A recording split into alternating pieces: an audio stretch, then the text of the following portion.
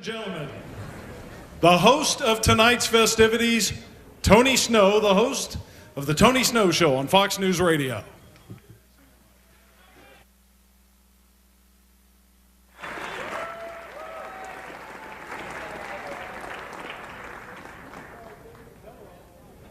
Hello, there we go. Like how I did that? That was really cool. I want to welcome everybody to a night of comedy that is sponsored by the Political Hotline. Boy, they turned it down. Thank you, one and all. Now, come on, this is pathetic. Okay, here's the deal. I want every one of you to practice a little bit of compassion tonight, because there are some people who are going to come up here and die like wounded animals. And I want you to understand that it is your human responsibility to reach out to these people and buck them up with laughter and cheering. You got it? No. I want to, come on. I want to hear it.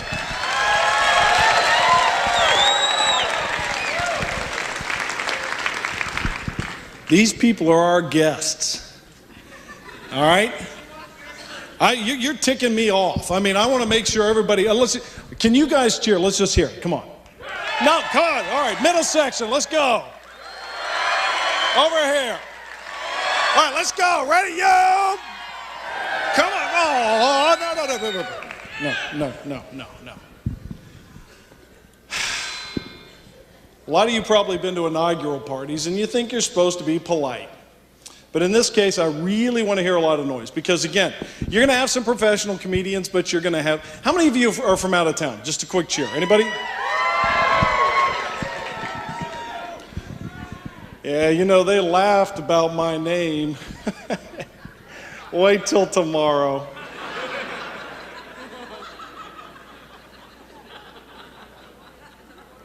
For those of you who are visiting, let me just tell you, Washington has a very unique snow removal system. It's commonly known as July. So just get used to it. You'll be paying $400 a night for the rest of your natural lives. All right, so here's what's going to happen tonight. You are going to be regaled with comedy from brave people, some of whom are professionals, all of whom have worked very hard. So one more time, I just want to hear it. Let's get real loud. I want you to practice. Come on, let's go. Noise!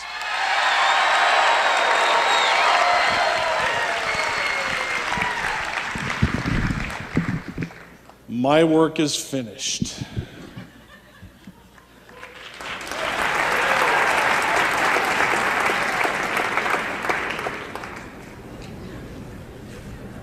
And now with equal vigor, please welcome Jim Hartz, well known to many from his days at ABC and now president of the Will Rogers Museum. Thank you and good evening. I've been asked to come here to represent Will Rogers. As you've probably noticed from your programs, this is the 125th anniversary of his birth. I'm the chairman of the board of the Will Rogers Museum out in Oklahoma.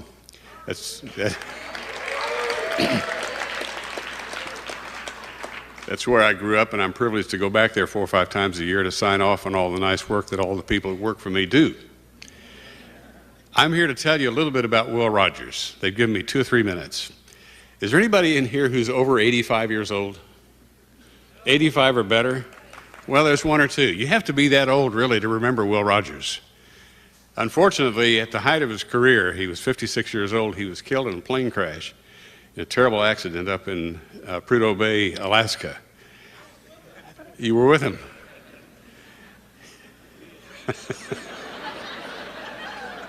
We've been looking for you. We want to know what happened. Was Wiley drinking or not? Will started off his career in the early 1900s as a trick rope artist, and there are lots of guys who are in that business today who say that he was the best there ever was. And between roping tricks, he started talking, and he became America's greatest talker. And I suppose by the time he died, he was the best known and best loved American, and maybe the best loved person in the whole world. He, at the time of his death in 1935, was the biggest draw in Hollywood. He was the highest paid actor. He had a weekly radio program. He had written 12 books. We have out in our museum, which is bigger than a lot of presidential libraries, all of his writings about 2 million words altogether. And he had a weekly radio program. He was a regular columnist in the New York Times, on the front page every day, syndicated in 600 papers. When he was killed, it was banner headlines all over the country. And his body was brought back from Alaska by Charles Lindbergh, and 100,000 people paid their respects in California at the time. NBC and CBS were radio networks at the time. Television hadn't come along yet, but both of them went off the air for 30 minutes in tribute to him, and it's hard to imagine that happening for anybody alive today. Easily, he was the most popular man in the first half of the century. He was so popular, and I called out to the museum and asked them to send this to me because I think it is so wonderful. In 1928, there were a lot of people who very seriously wanted him to run for president. The candidates, if you recall, there's somebody here who probably does, were Herbert Hoover and Al Smith. In 28, Life magazine announced only half tongue-in-cheek that they were looking for a candidate who would run for president as on an honest, courageous, and reasonably intelligent platform. They said, "We have been conducting a private straw poll to ascertain whether anyone believed such a candidate was possible. The question which we asked was this: if you could cast aside all party prejudice, who would be your ideal choice for president?" And the answer, according to Life magazine, was a large group of representative Americans took the form of an overwhelming majority for Will Rogers. And why not?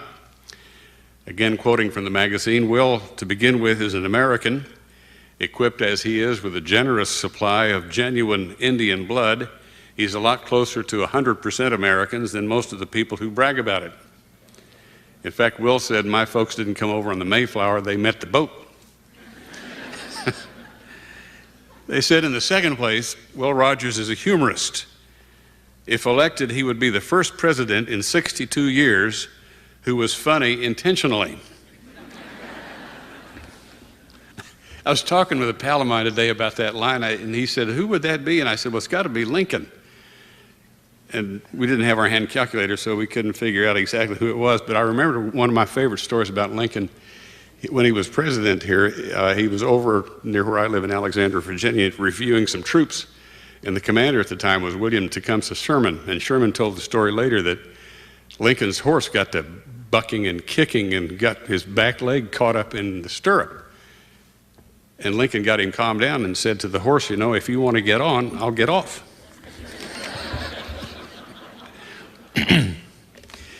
Life magazine went on to say, in the third place, Will Rogers has had wider experience as a public servant than any man who's run for the office. Not only has he been mixed up in politics, he was mayor of Beverly Hills, California, by the way, but he's also a veteran of 13 campaigns in the Ziegfeld Follies, which is a lot more than can be said for Calvin Coolidge, Herbert Hoover, or even Al Smith.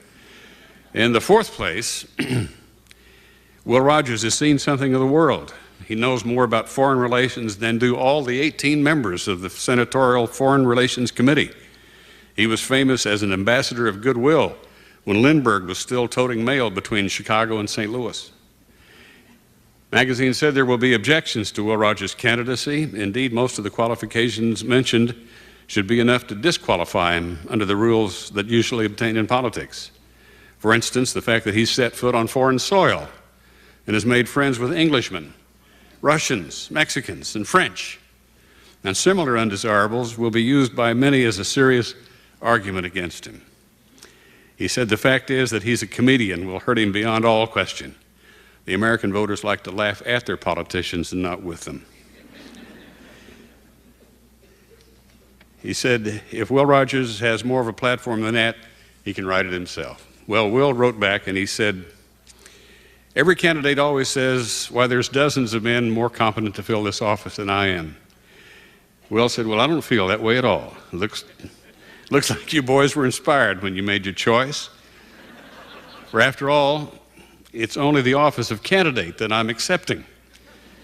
You know, if you don't take it near as good, it doesn't take near as good a man to be a candidate as it does to hold the office.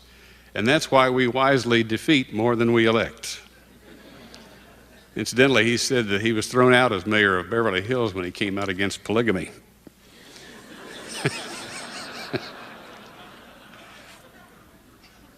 As for times like this, Will said, he said, I generally give the party in power, whether it's Republicans or Democrats, the more digs because they are generally doing the country more damage. He said, I don't think it's fair to jump too much on the fellow who is down. He's not working. He is only living with hopes of getting back on the graft in another 4 years. He said he loved to play audiences here in Washington because they were so politically savvy. He said, if I don't have to explain the jokes, we'll get out of here twice as fast. Thank you and good night.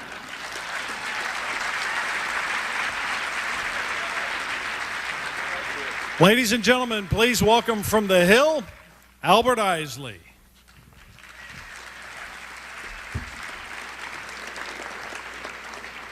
Boy, this is a great crowd. This is the biggest crowd I've seen in one place since the last Howard Dean rally in Iowa.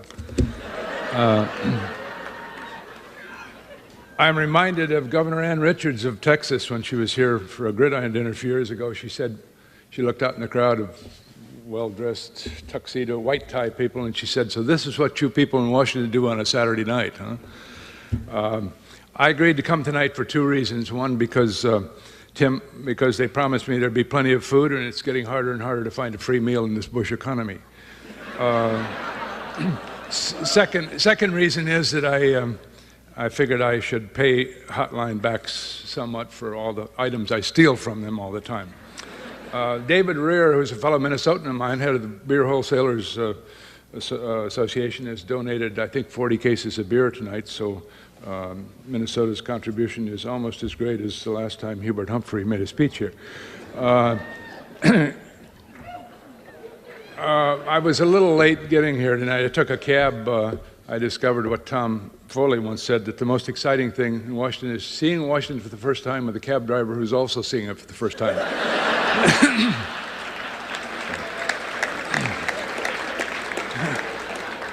I'm glad to see Curtis Robinson here from Corvus Communications. He's an old friend of mine. He and I share two common characteristics. We are the only two normal people that Hunter Thompson considers friends. And let me tell you, Curtis is not that normal. Tim Howe has invited a lot of people tonight, and including some of the Bush administration's new cabinet members. He invited Alberto Gonzales, the nominee for the Justice Department, and while he couldn't come, he sent a note. He said, Dear Tim, I'm sorry I can't join you for the Hotline comedy show to hear you reap ridicule on the Bush administration, but you can be sure I'll be listening in. I came here 40 years ago from St. Paul as a Washington correspondent for the St. Paul paper. My office was right down the street in the National Theater building. And this is I've told people, a lot of people this, but I'm planning to step down this summer and write some books and do some other things. But the real reason is I decided that Washington is not big enough for both me and the Wonkette. This is a tough time for Democrats in this town. I was covering the inauguration yesterday, and I noticed a tall man in the stands with tears streaming down his face, and I went up to him and I said, "What's wrong, Senator Kerry?"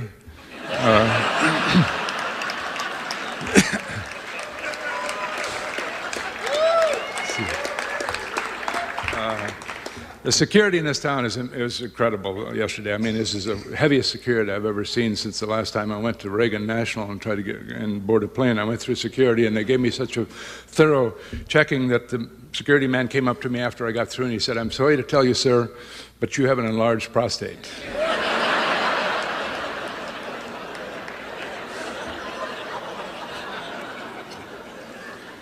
I must say that I'm very impressed by the Bush administration's new slogan, "To the victor belongs the spoils." Bush's speech yesterday reminded me of when he was asked before the election if he was concerned about not getting reelected, and he said, "No, I've always been misunderestimated." Vice President Cheney has been more visible than normal this week. He went on the Don Imus show yesterday morning. I do a commentary on Imus every morning, so I was there, and he quietly gave Israel the green light to take out Iraq's nuclear installations. Then at the inaugural luncheon yesterday, Trent Lott told a joke, and Cheney told reporters afterwards, he said, "I had a little scare there." He said, I felt a tightness in my chest. I started gasping for air, and my heart was beating irregularly. Then I realized it's called laughing. Bush administration is making a big push to privatize Social Security and other government agencies. I hear they just sold the Lincoln Memorial. From now on, it will be known as the Ford Mercury Lincoln Memorial.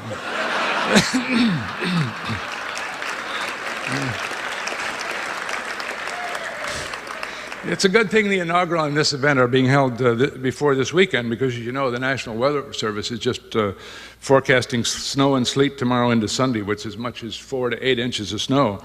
That is considered almost as a natural disaster here as a tsunami. And I see the district's already declared a snow emergency. That's nothing for people like me, natives of Minnesota. That's not even enough to make us put on our overshoes.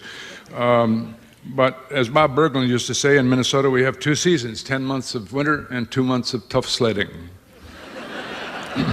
It really gets cold in Minnesota, I'll tell you. In northern Minnesota, in the town in northern Minnesota, this week they recorded a temperature of 56 degrees Fahrenheit below zero in a town of Embarrass, Minnesota. And that probably tells you why they named that town that way. It gets so cold that people there actually suffer frostbite and they lose parts of their bodies. There are people in northern Minnesota walking around who are missing fingers and ears and toes. And when you go this is a Finnish area, a lot of Finnish immigrants there. When you go into a sauna, you actually see people who don't have any, well, use your imagination. It gets so cold in Minnesota that sometimes your words freeze, and when you're talking to somebody outside, they freeze and fall to the ground. You have to pick them up and thaw them out so the person can hear what you said. That's a true story. Humor, as Will Rogers pointed out, is a very important part of politics, and a lot of times we fail to realize how important humor is and what an integral part of politics it is, which is why Will Rogers' contribution was so great. Now that I've warmed up the crowd for Marsha Blackburn and Dan Boren, I want to say thank you for your attention, and thanks for coming. Please welcome, representing the 7th Congressional District of Tennessee, Representative Marsha Blackburn.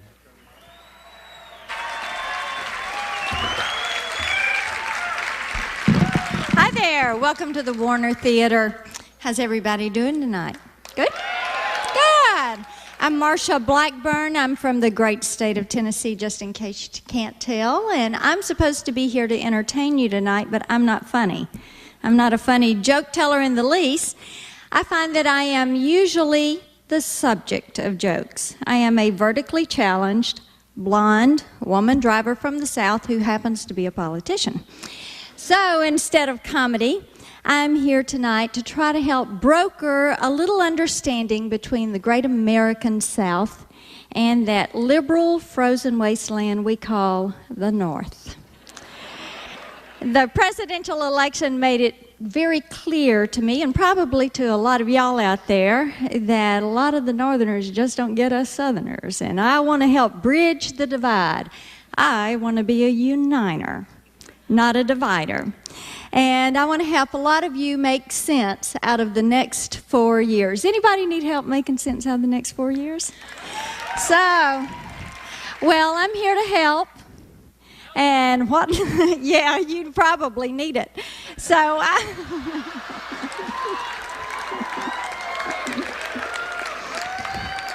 So I'm going to give all of you folks a lesson in Southern speak, because I know that you're going to need some help making sense out of what George Bush is going to be telling you.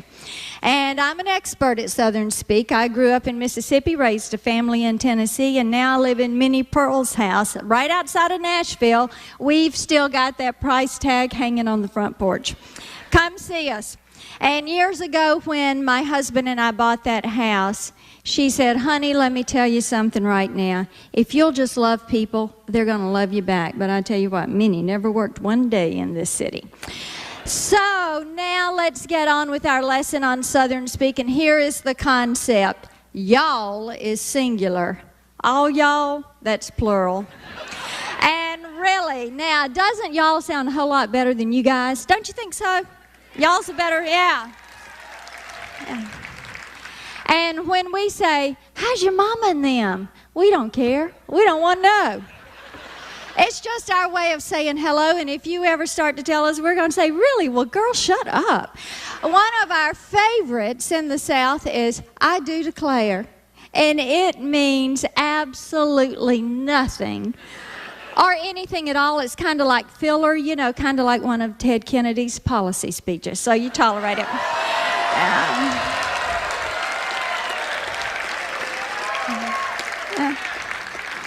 Good Lord willing and the creek don't rise.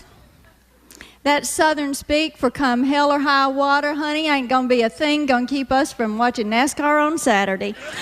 Going whole hog, it means we're going after the whole thing. It is not like Bill Clinton at an all-you-can-eat buffet. And last, anytime anybody says something extremely stupid, we offer a very sympathetic, bless his heart. But this is one of our favorite phrases, and it's a double-edged sword. Anytime we've got some really great, juicy gossip, we preface the whole thing, well, honey, just bless his heart. So, this is how Southern speak goes in action. You ready? Hi, y'all. How you doing? How's your mama and them? Woo! Really? Well, shut your mouth. I do declare, good Lord willing, creek don't rise. This year, we are going to lower your taxes, and we are going to get government off your back and out of your pocket. And I mean, we are doing it this year. We are going whole hog on this thing. Those Democrats, I tell you what, they cannot get it done. They just don't get it. God bless their little bitty hearts. Now, if you are still a little bit confused and you need a little bit more help, let me recommend a few of our classic country songs. And let me add, these are real songs. Song number 1, Drop Kick Me, Jesus, Through the Goalpost of Life. Song number 2, Her Teeth Were Stained, But Her Heart Was Pure. Number 3, My Everyday Silver is Plastic. Now, this may all sound like Greek to you, but to all of us Southerners, we understand everybody, and we know what every bit of that means. We really are a bunch of God-fearing, freedom-loving, flag-waving, tobacco-chewing, guitar-picking, country music singing NASCAR fans. And when it comes to taxes, we believe if 10% is good enough for God, it is damn sure good enough for the government. So,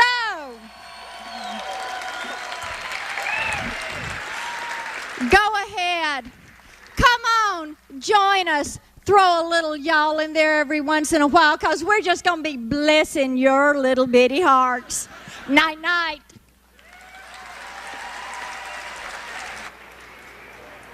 And now proudly upholding the Democratic banner from the 2nd Congressional District of Oklahoma, Representative Dan Boren.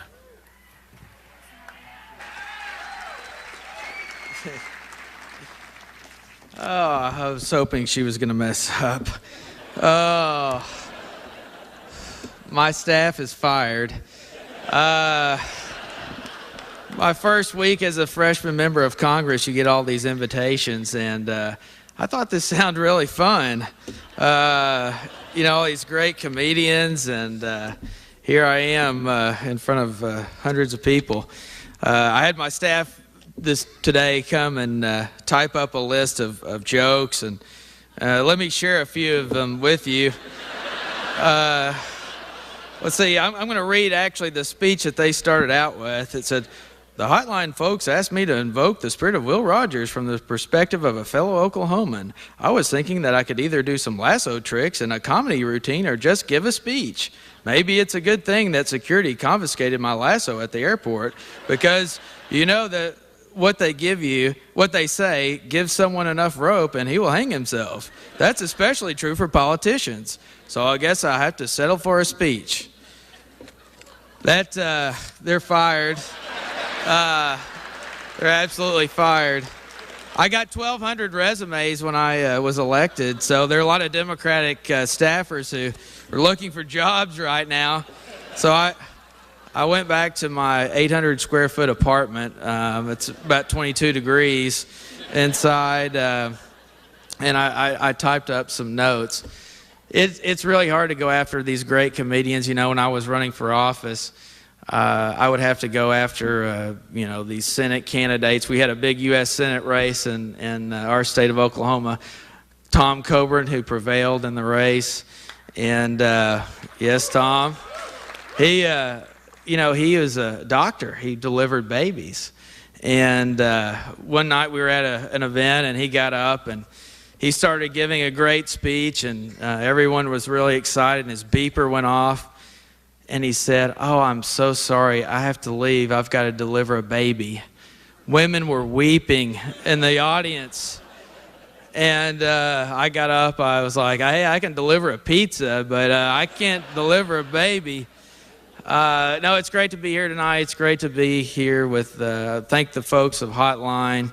And as mentioned before, I'm also a Democrat. Thank you. Will Rogers said, to be a Democrat, you have to be an optimist. To stay a Democrat, you have to be a humorist.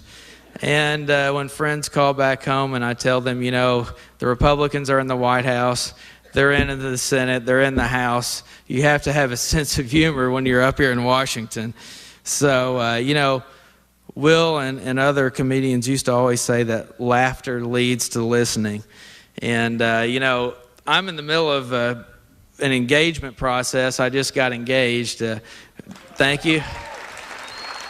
And I remember my old bachelor days. I come from the state legislature, and I remember one time I was driving home from session, and I got a telephone call, and the sheriff's department called and said, "The alarm's going off at your house. You've got to immediately come to the house." So I started speeding up, 75, 85, 90, and hoping any law enforcement officials aren't listening right now.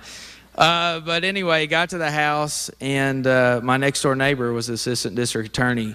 He was there with a shotgun. I live out in the country. We live in Oklahoma.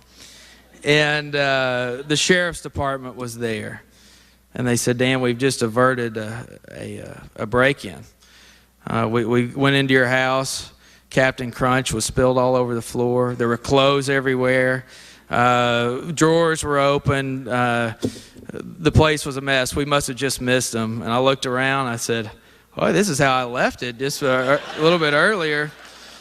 But that's really an illustration. I used to give that story before I would start a speech and actually talk about the real issues. And, that's the great thing of laughter. A sense of humor is the greatest common denominator. And Will Rogers had a great sense of humor. He entertained presidents from TR to FDR. He rose to national celebrity, but he never forgot where he came from. I represent the 2nd District of Oklahoma, Claremore, Oklahoma, where Will Rogers came from, and he never forgot where that was.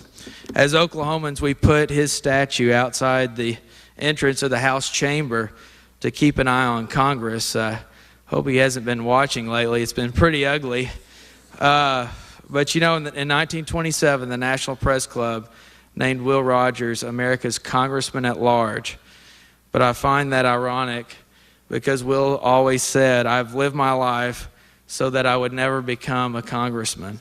He lived up to his word. He never became a congressman, but he became a statesman.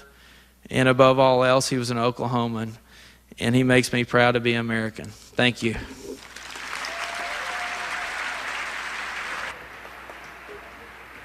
And now from the nation, David Korn.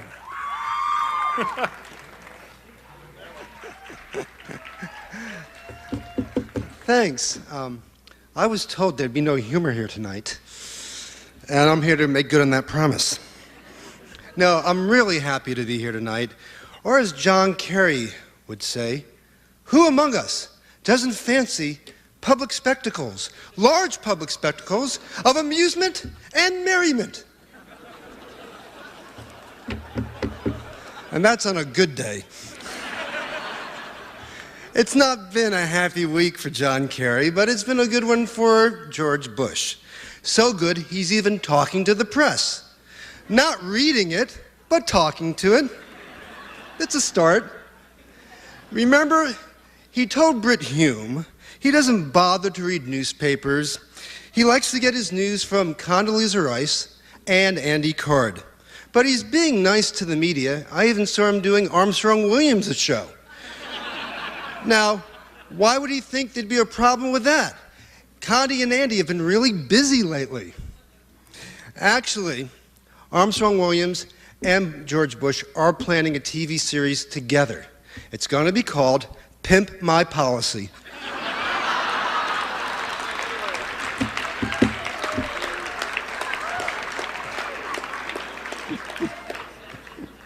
I had to explain that one to my wife. I think the last time she watched MTV it was Duran and Duran, the first time. Now, I sense there's going to be a different tone, a slightly different tone in the second Bush term. It's already been almost 36 hours, and Dick Cheney has yet to tell a Democrat to fuck off. Now, in one of those interviews, that Bush has done, he was asked if he regrets being a polarizing figure. He said, "I have a big responsibility to unite this country." Well, he has united at least two Americans, Mel Gibson and Michael Moore. It's true. A few days ago, Mel Gibson said he was a fan of Michael Moore. Hate to break that to you conservatives out there, but that's what he said. And he said he liked Fahrenheit 9/11. And now it turns out that the two are working on a film together. It's tentatively titled The Passion of the Cheeseburger. And if that works out, they have another one set to go. It's going to be called Jesus Christ, 4 more years of George Bush?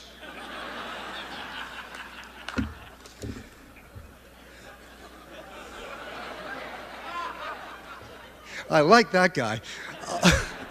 WMDs, they didn't find any, not a one. Bush was asked about this reasonably enough, and he was asked particularly, what if the U.S. has to launch a preemptive war to protect itself in the future? Will it have any credibility? And Bush said, obviously, we would want to be careful about the case we presented to the rest of the world. Obviously? Asked for a comment on this, Colin Powell said, well, now he tells me. And the Bush White House did acknowledge a week or so ago that they've ended the search for weapons of mass destruction. Heck, even OJ says he's still looking.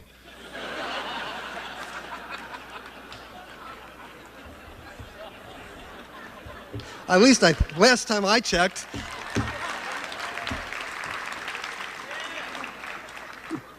The Iraqi elections, of course, are coming up. And in all those interviews that Bush has done, he's been asked how he'll measure success in the elections. And he says success will be defined by, quote, the fact that they're voting. Funny, that's how John Kerry defined it here in the United States. Can you hear him now? No, Teresa, it's a success. They voted. Maybe not in Cleveland, but almost every place else. That last joke is dedicated to Barbara Boxer.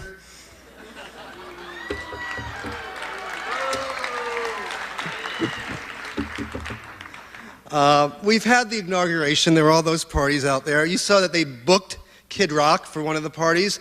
Then they debooked him when they realized he wasn't a very good spokesperson for family values.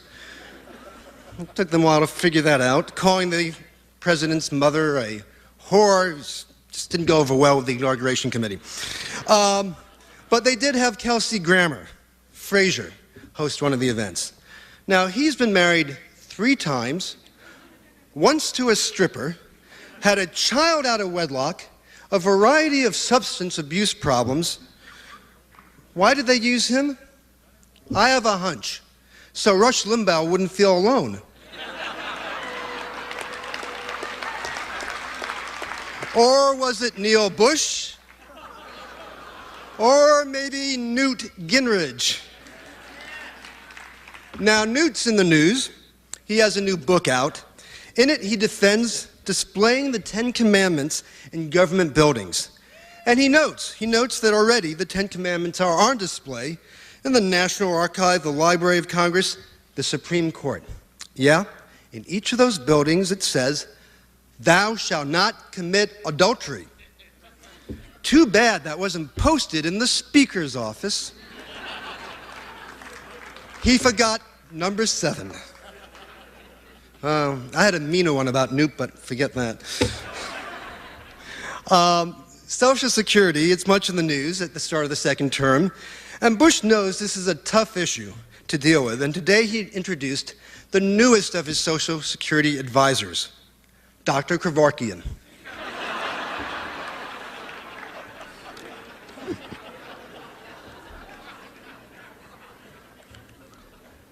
Okay. I thought I had a Tom DeLay joke here, but it seems to have escaped. He's very slippery, isn't he? He's doing the same thing down in Texas. Prince Harry was in the news recently. You know, he dressed up as a Nazi, went to a party. My favorite comment on this came from Pat Buchanan. He said, "That's awful. This is just not suitable attire for outside the home."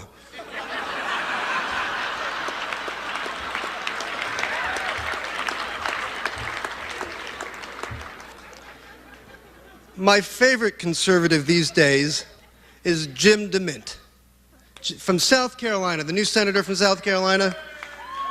Okay. He's not one of those wimpy, compassionate conservatives. No. He wants to outlaw all abortions, no exceptions, not for rape, not for incest.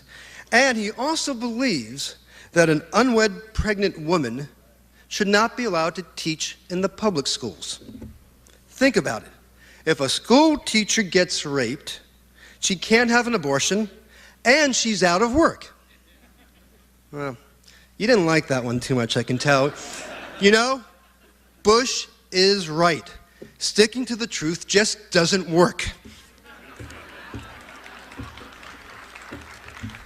And this week, Ted Kennedy called Iraq Bush's Vietnam. That's really not fair. As the old joke goes, Bush knew how to get out of Vietnam, and I have an exit strategy too. Good night.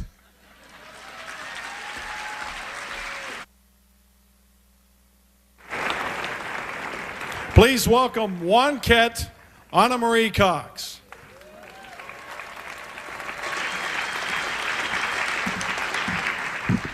I like to do things the hard way, so I come up here.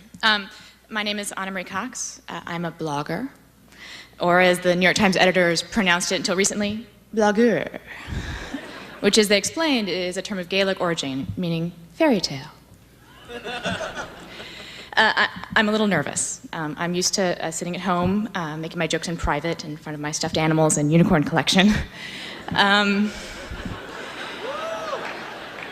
I was going to bring a drink on stage. I thought that would relax me, and then I realized I could probably just siphon some bourbon from the bulge in the back of my jacket.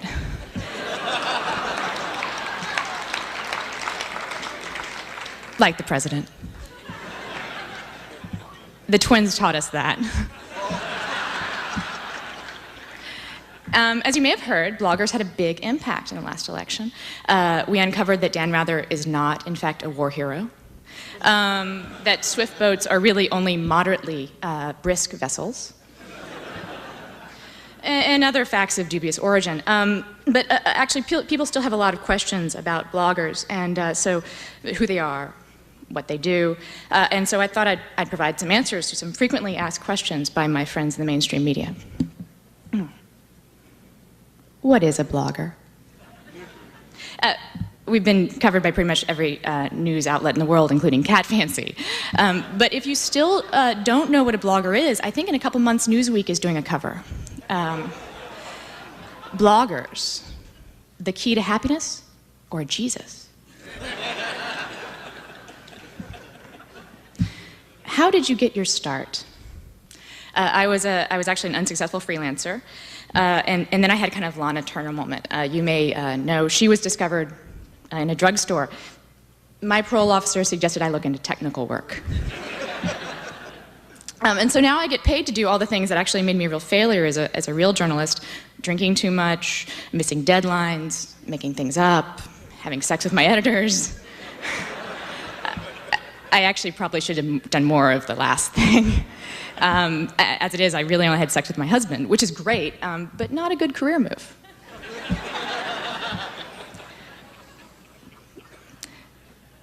Why do you call yourself Wonquette? It's kind of, this is I get this a lot. Because cheapandeasyslut.com, it's my mom's site.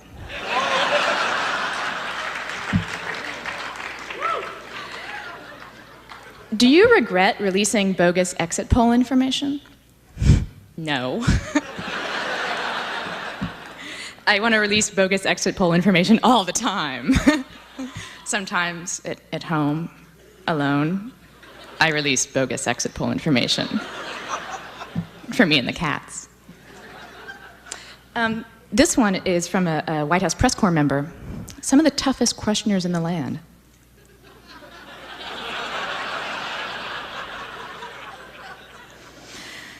Does your job involve typing? Only with one hand. I'll let you think about that. Bloggers have notorious problems with accuracy. Do you get things wrong? Only when I type. Actually, this is a very pertinent and relevant question. Starting today, continuing through the weekend, Harvard is having a symposium on blogging and ethics, or blogging and credibility, which is great. Harvard having a symposium on blogging and credibility. It's a little like, I don't know, journalists putting on a comedy show.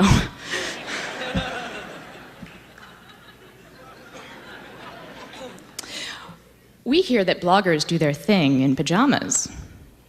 Do you blog in your pajamas? No. But may I blog in yours? I also get this one a lot. What's your relationship like with the Washington press, the traditional Washington press? I like to press up against as many of them as possible, and they keep running away. Except Matt Cooper, actually. He'll talk to me. I hear he's in some kind of trouble. It has to do with cake. He ate too much, didn't eat enough, it was yellow, his wife made it, was involved with the CIA. Karl Rove's fault. I actually know the story about Matt, and he's a real hero to American journalists. Or at least that's what he paid me to say. Get this one a lot too. Are you stupid or just insensitive? I don't like to choose.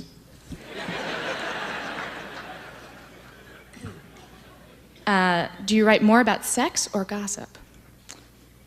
Occasionally, I write about sex. This has made me somewhat popular. On television, actually, I get a lot of male anchors, Alan Murray, David Assman. They seem to expect me to have sex with them right there on set. I usually like to wait to get off camera. But as my dad says, it's probably my fault for not wearing pants.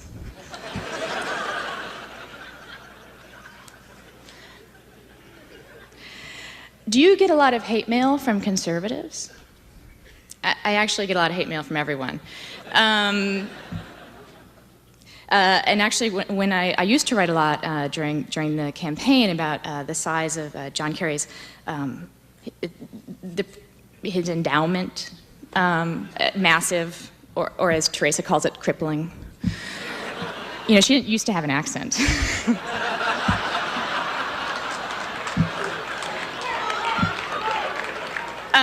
Liberals felt like I wasn't taking him seriously, although, believe you me, there is nothing I take more seriously. And I didn't really understand why they were so upset. I was really taking the whole he's stiff thing and giving it kind of a good spin, but it turned out it was made up, like most of his resume. Turns out he wasn't in Cambodia, and he's bald. I also get a lot of hate mail from conservatives. It's funny, for a party that believes in criminalizing unnatural sex acts, they're very quick to invoke it in a moment of passion, or anger, really, as the case may be. If you believe my correspondence, I don't just like unnatural sex acts. I like them in a plane, in a boat, in a kennel, and with a goat. I like them on top of houses, in the gutter, with tapenade and peanut butter. Obviously, that's really at best only half true. I hate peanut butter. You're most notorious for outing the Washingtonienne. Who was she? The Washingtonienne was a Hill staffer. She's also the only woman in Washington to ever use sex to get ahead in the job. Not true, actually. She used sex to get ahead in the day, which isn't as profitable as you'd think. Actually, in her web diary, which recounted her various exploits, including one with apparently a Bush administration appointee, she recounts what she received in return for various things. And in exchange for anal sex, she got a blender. It's not a slang term. Although I like to imagine what it might be if it were a slang term. She got a blender. I would have held out for more. Cuisinart, Viking range, lunch. Anyway, I am going to keep this short. We're at the beginning of 4 long years, and I really don't want to wear myself out so soon. Okay, that's also not true. There's nothing that can wear me out, except maybe John Kerry. Thank you.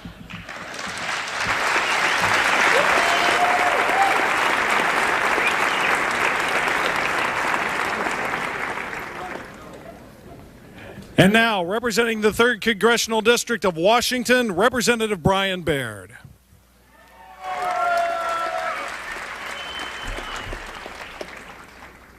Thank you. First Lady Laura Bush and I are pleased to have you here. You know, ordinarily, I probably wouldn't come to an event about freedom of the press. I don't go for that.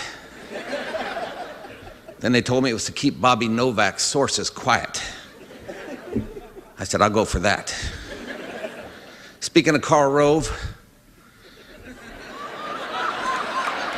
before I come out here tonight, Karl suggested maybe we should take a moment to show our respects for the victims of last month's tsunami. So would y'all please join me in bowing our heads for a moment of silence? How many of you went to the inaugural balls last night? I'll tell you, Laura and I, we had a full dance card. First, we had to go to the Rich Get Richer ball. Some of you were there, I think I saw you. The Arrogance of Power Gala. The Texas delegation had the Big Hats, No Cattle Fiesta.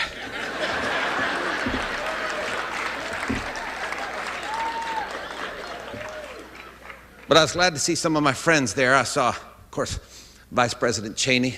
I look forward to working with him for 2 more years.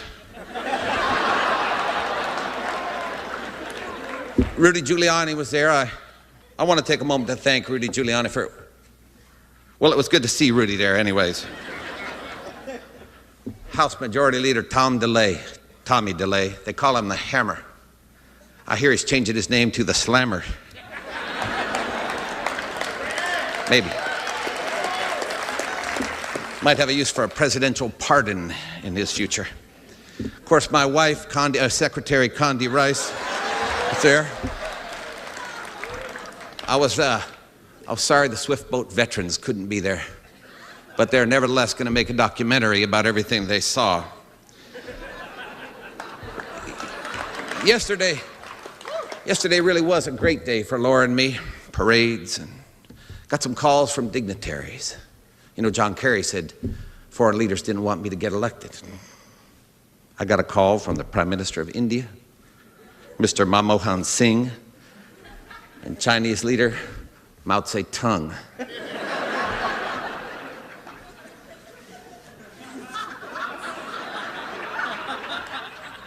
Pardon me a minute.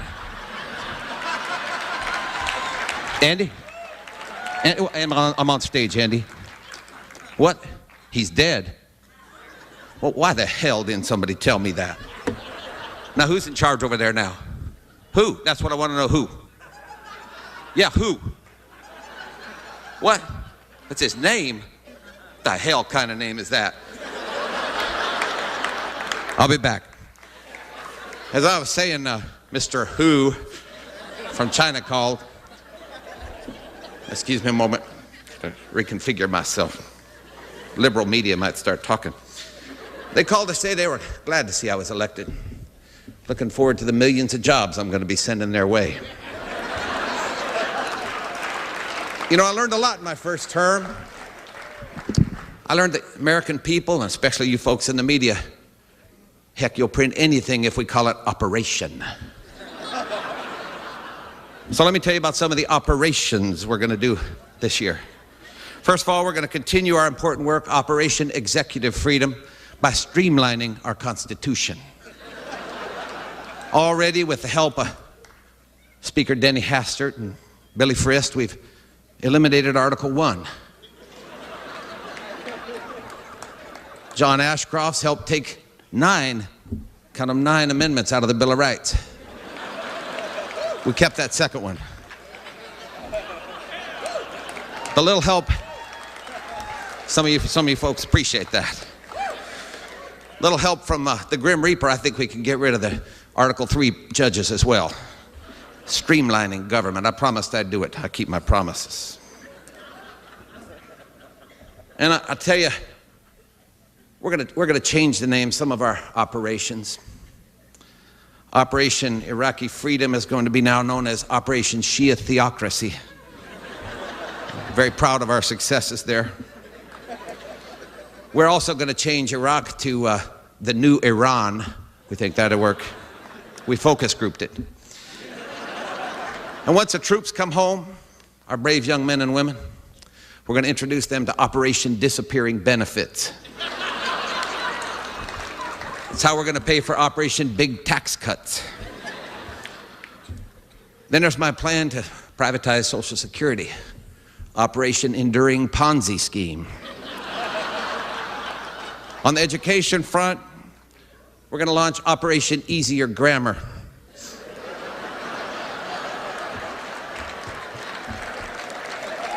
You're with me on this. You see, there is way too many rules in grammar. During my first term, we made progress. We eliminated a variety of consonants. Took the R out of agriculture. Took the R out of terrorist. Now we're going to take the verb are out of the vernacular. This will help my daughters pass the No Child Left Behind test. And finally, I think I'm most proud of this. I'm most proud of this. Carl and I were talking, and we need a vision thing. Last year, you recall, I said we'd put a man on Mars. We're going to do better this year. Operation Solar Landing. It's going to put a man on the sun.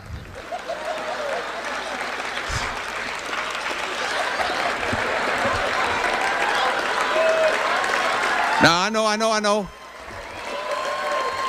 know you pointy-head academics and you liberal judges, you don't think we can do that. We're going at night. Have a very good evening.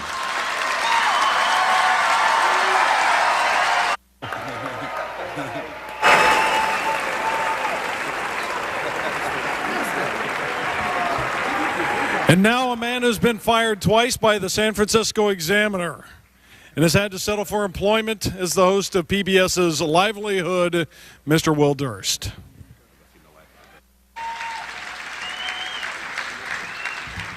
Hey, who knew our congressmen were so funny?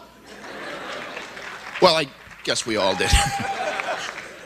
My name is Will Durst, and I'm a political comedian, which means sometimes there's nothing going on and I'm screwed. But not now. And I have so many people to thank.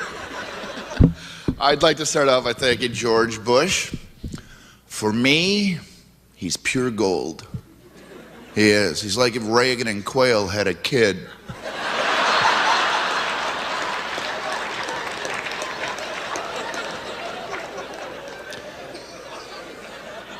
The other day, he said he wants to work with congressional Democrats. Yeah, the same way a 5-year-old with a magnifying glass wants to work with ants. Sent Colin Powell to Indonesia on a fact-finding mission, and I guess the deal here is Colin's going to collect some facts, come back, go to the UN, and lie about them.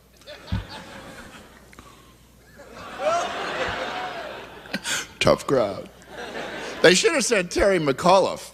I mean, if anybody has experience raising money for a disaster.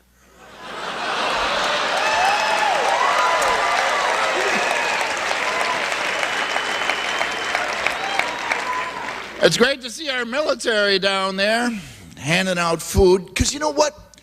We look good doing it and we're good at it. I think that's what we should be doing to the Iraqi insurgents. Feeding them. We should stuff them, supersize them like American sixth graders. And that way they're slower targets. Bigger too. Won't be able to fit into those suicide belts anymore. Have to get themselves some suicide suspenders. I know. And of course, Bush has to watch out because this is the second term where the president always gets in trouble.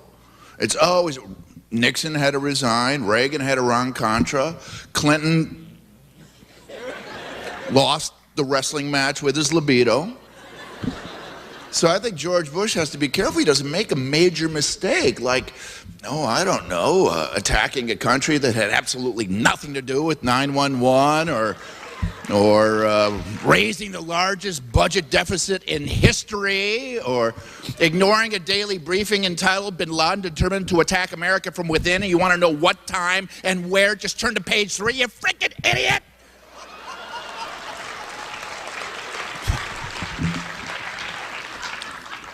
Sorry. I don't think he's dumb. Everybody says, I don't think he's into book learning. I think he's street smart. I just wish he'd learn how to pronounce a couple of things like nuclear or terrorism. We're going to eradicate tourism as we know it. Tourism? Mission accomplished. He can't even pronounce the name of my governor in California. Of course, our governor can't pronounce the name of our state. California. He was great. Schwarzenegger was great at the Republican convention. Vote for Bush if you want to live. Oh, no, wait. I'm sorry. That was Cheney. Yeah. He keeps using lines from his movies. You know, I'll be back. Yeah, that was cute the first 8,000 times. He actually said, you can't handle the truth. Hey, it's not even your movie, man. That's Nicholson. That's cheating. How soon before we hear, I don't know nothing about birthing no babies. These are not the droids you're looking for. You had me at hello.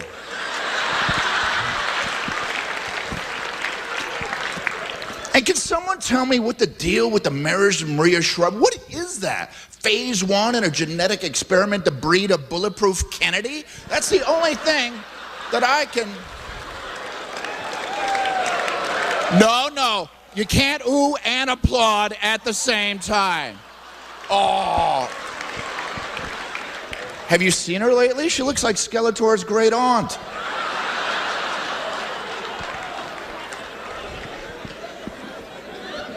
And in September, Schwarzenegger signed a bill making it illegal to have sex with corpses. Do we need a law for that? Isn't that just good grooming? Shouldn't your friends help? Bob, you've had enough. I'm sorry, friends don't let friends have sex with corpses. And speaking of John Kerry, worst campaign ever. And that includes France in '39. Of course, it didn't help that Osama bin Laden released a videotape a week before the election endorsing Kerry. No help, less help, thank you, no. Osama, he can run, but he can't hide. Well, apparently he can run, he can hide, and he can find the time to build a modern, state-of-the-art television studio in a cave. Wouldn't be surprised if the next video has product placement. Death to America. And remember, nobody doesn't like Sarah Lee.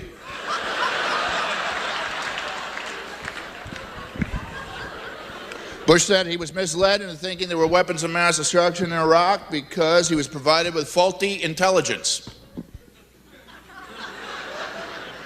DNA is a bitch, isn't it? I'll tell you who I feel sorry for. Poor North Korea can't get any respect. Hey, we get a bomb over here. Oh, shut up, we're not talking to you. We're part of the axis of evil, you're just one of the hubcaps. But aren't you cute? Everybody with the same haircut. Besides, what's your delivery system, a muskox? No, we got a 2-stage rocket that can hit California. California, really? Northern California? We should talk. And America was so polarized. You know, I know we're in a blue room here. It's kind of a purple room, actually, in a blue city, in a red country. But it wasn't Bush versus Kerry, it was Bush versus not Bush. That's who John Kerry was, although he never realized it. Hi, my name's John Kerry. Yeah, whatever, here's a knife, get him. No, the other end, you idiot.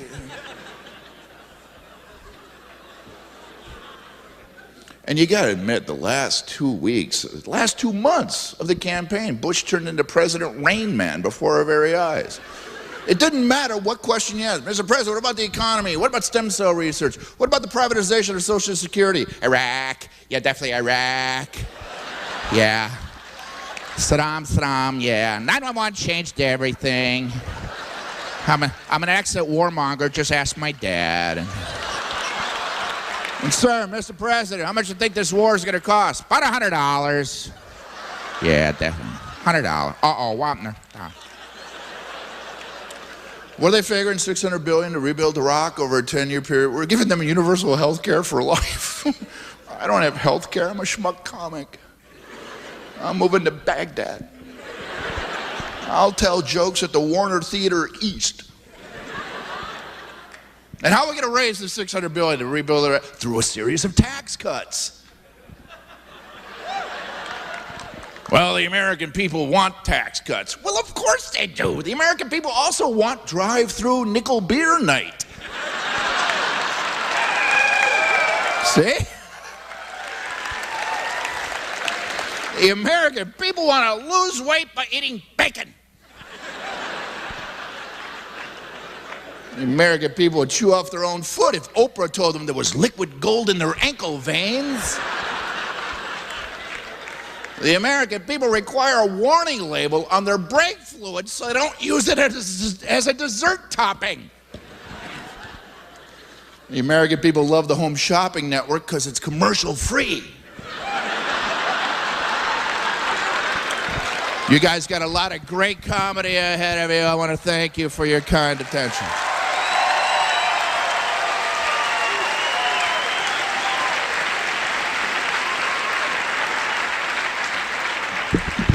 We're going to have a quick intermission. Go out and enjoy yourselves. Come back, more to come. Thank you very much.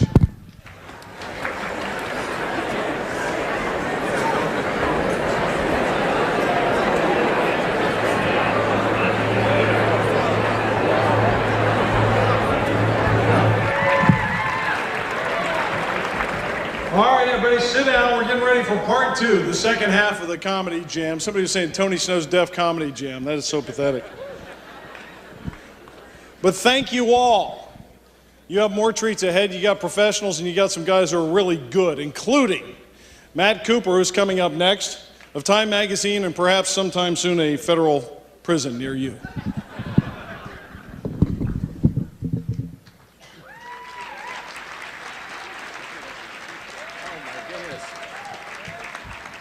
Look at all these people, my goodness. How's everyone doing? Good? Great. You're not worried about the snow. You know, the TV news is already in total panic. They got people standing outside, there's no snow, and they're saying, Jim, Doreen, it's not snowing now. But tomorrow morning, forecasters are expecting 8 inches right here in Herndon.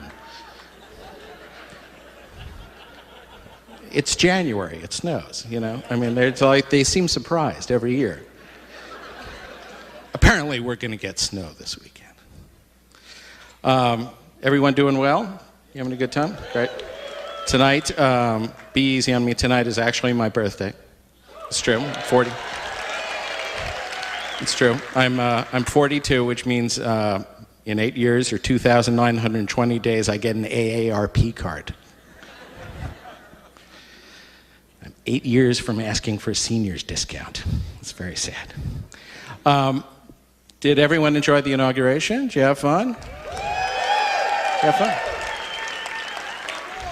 I don't think there were really enough police around, though. I think you need a little more security. That's what I thought was missing. I mean, it's something like 100,000 police and 1,200,000 donuts. I mean, it was just... We love our men in uniform, really. No, the inauguration is it's a very special time in American history. Of course, we celebrate the peaceful passing of hors d'oeuvres from one party to another. The whole inauguration, it's really sort of about trying to get into parties you weren't invited to. You're like, I got invited to the Utah Ball. Well, that sounds like fun. And the Johnson Wax tribute to Jim Inhofe. I don't want to go to those. And then you spend the rest of the week trying to get into the good parties. But no, really, it was a great day, and of course, the president gave a stirring speech. Freedom means nothing left to lose. See, that's me and Bobby McGee. Richie Havens at Woodstock singing "Freedom." I knew that one wouldn't work, but it was a stirring speech. You know, I mean, you had to respect it, even if you didn't vote for the president. I mean, when he got up there and said that if you were fighting for freedom, we are standing with you. If your parents have sent you to your room, we'll be there. Maybe the coach took you out of the game for a while and you're on the bench. We're fighting to get you back in. Maybe you're a dog on a leash. You don't need that leash. You ought to be able to run free. Freedom is not God's gift to man, it's God's gift to cats and dogs. No, it was a very, very stirring address. And let's see, what else is going on? Of course, I love the whole thing about the inauguration being there to salute the troops because, you know, when you're eating hors d'oeuvres, you're really saluting our fighting men and those. Oh, this is pretty good. Oh, those guys are working hard. Well, can I get one more of those? They're pretty good.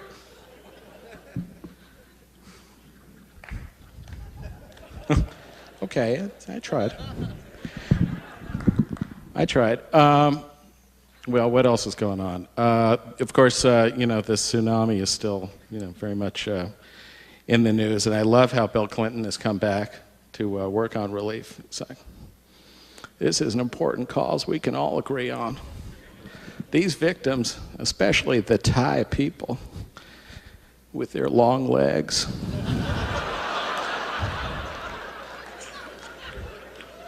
and beautiful way of life,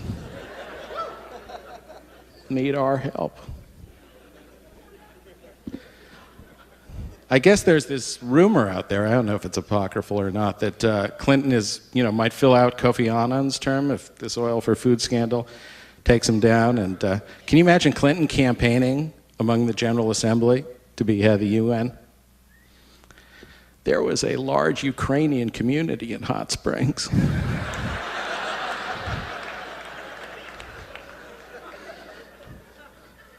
had a neighbor from Congo when I grew up.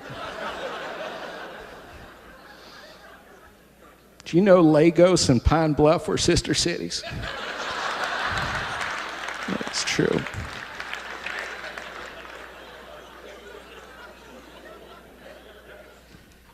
What else? I guess Cheney was Dick Cheney was on Imus the other morning, and they were talking about Iran, and he said, "Well, we don't want to get in another war in the Middle East unless we have to."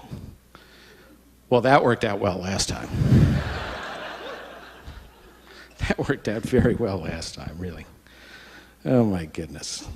Okay, I'm going to the notes now. We did that one already. Oh, yes. Now, sorry, that was sort of unprofessional. It's my birthday, come on. I'm serious, I'm not even kidding about that. 42 fucking years old. But I feel 60. So, you know, I look at it that way. Well, has anyone thought about what it would have been like if we were celebrating the Kerry inaugural this week? Kind of interesting, right? Ooh, kind of a red-blue. Let's get some hands. How many blue stater Kerry supporters, Democrats? Whoa, this is very evenly divided. And Bush, red state. Oh, a few more and more voluble. But so I know the red staters all have this nightmare vision of the Kerry inaugural. You know, the late-term abortion ball. You know, the transgender caucus salute. You know, and their vision of John Kerry, they have the nightmare vision of John Kerry getting up there. My fellow Americans, mes Américains. Today we celebrate freedom. Aujourd'hui nous célébrons la liberté. I know, it's just a nightmare. Just imagine if it had happened. Oh my God. Oh, it's so scary. We'd still be in the courts, though. Still be counting that Ohio stuff. Somehow I don't think John Edwards has helped himself, though, for 2008. Do you get the sense there's a big Edwards surge out there? I mean, you know, Cheney kicked his butt in the debate, and you're a billionaire trialer. Get a decent haircut. I'm sorry, you don't need the Walton's haircut. You don't need the John Boy haircut. Of course, I loved watching the inaugural coverage on TV, because you had Chris Matthews on MSNBC. Did anyone watch it by any chance? He was very, okay, that's the MSNBC audience right there. About. I can't imagine why McEnroe went off the air. No, he's really, you know, he's so smart and fun, but, you know, the stuff he was saying, I mean, it was just like the weirdest free association. He's like, wow, there's Orrin Hatch, and Laura Bush looks incredible. Is that Winter White or taupe? When did Dunkin' Donuts start selling lattes? I always thought they had the best coffee. Literally, those are things he said. He's a troubled man. What else? Well, you know, what is it like to be Al Gore this week? You know, I've got a theory of Al Gore, which is that, and kind of to explain his transformation since he left office, his seeming anger during the campaign. Remember when he'd scream at those Howard Dean rallies and stuff? I think he is the only man in America who hates Bill Clinton and George W. Bush equally. And it's just got him in a total mindfuck.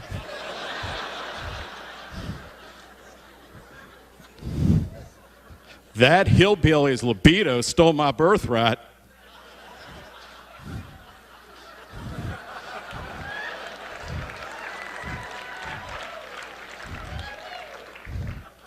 That draft-dodging fundamentalist nutcase stole my election. I think it would be very hard to be Al Gore. Anyway, you've been a great audience. Enjoy the rest of the show, and thanks for being nice to me. And now from Vanity Fair, Christopher Hitchens.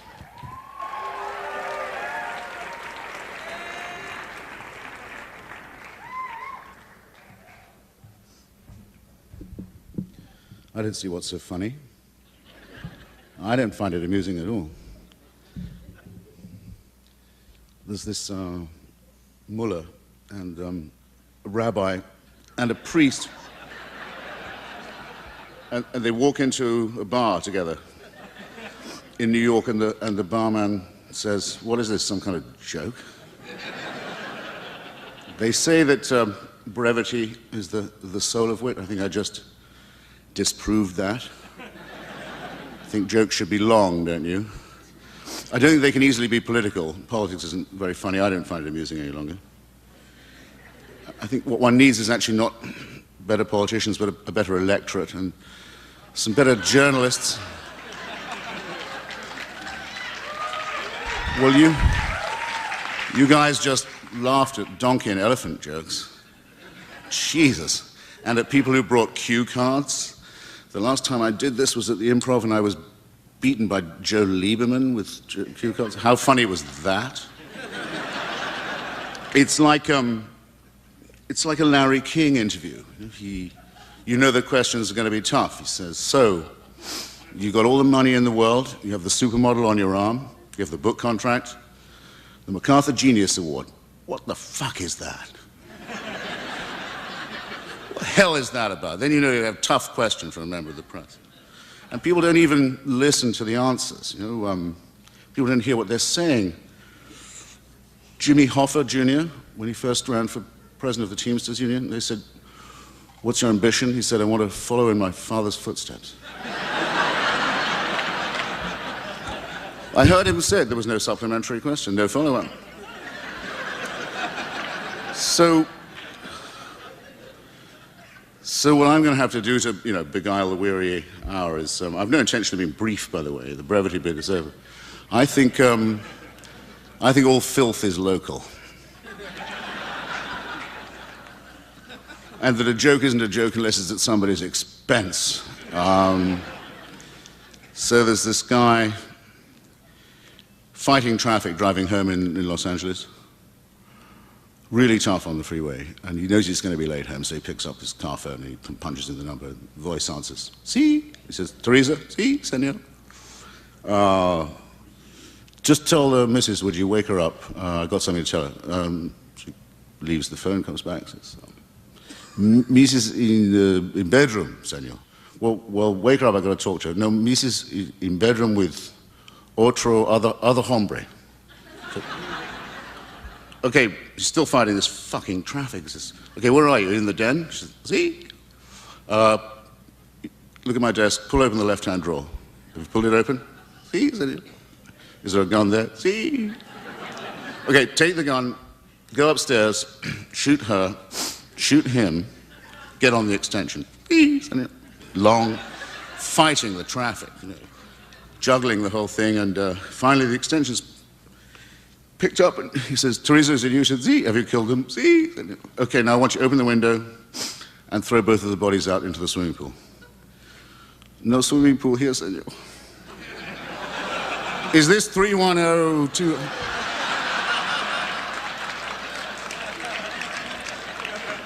Now, that you'll notice is a clean joke.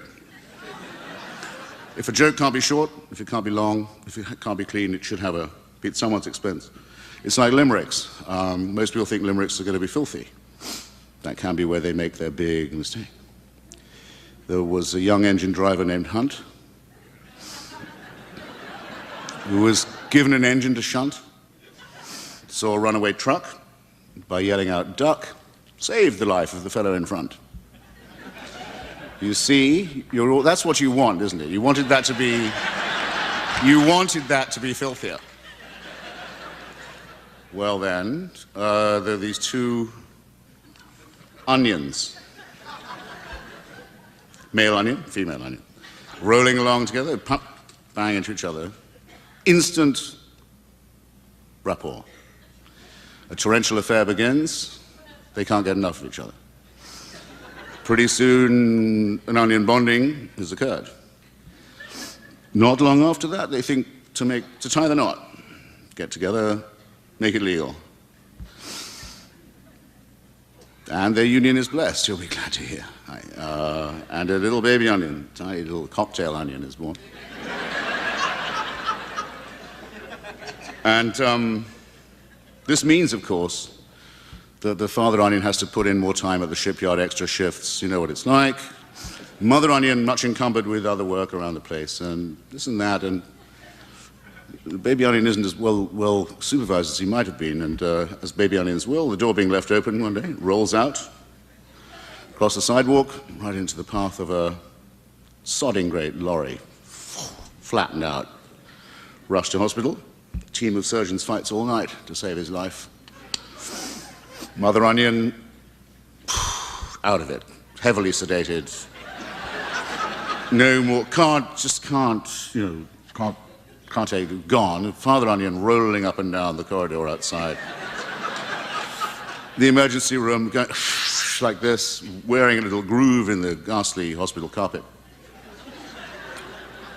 Towards dawn, the flap doors open and the surgeon comes out, pulling the mask from his head and dashing the perspiration from his eyes, and says to the father onion, who rolls up anxiously and says, well, what? Tell me, is he what? He says, no, he'll live, but I'm afraid he's going to be a vegetable for the rest of his life.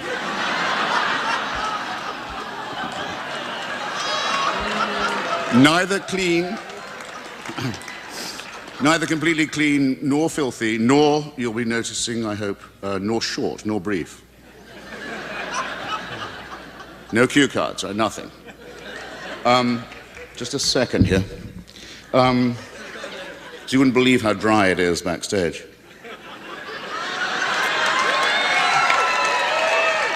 So I have to leave you with this, because you have been a really great audience, I'm listening. Even though you will laugh at anything. This is the longest joke I know, and I'm giving it to you. It's a kind of a free gift. Anyone who remembers this joke will know how to tell it at any length from now on. You can build in new wings to it and new extensions to it if you want. I'll give you the condensed version. Picture, if you will, a romance that kindles between a young man and a young woman. Her eye is first caught by his extraordinary courtesy. He will always take her coat. He will always open the door. He's always unfailingly polite. He's a man of extraordinary consideration. He finally talks her into the sack. You can build in the extensions later if you want. So extraordinary is the convulsion of pleasure to which he brings her, and the attention that he pays in order to bring this off, if you will, that she lies hardly daring to speak and says, I never knew that it could be this way with a man and a woman. I just wish there was something I could do to please you as you've pleased me. And he says, well, as a matter of fact, there is something you could do if you cared to. And she said, well, just name it. And he said,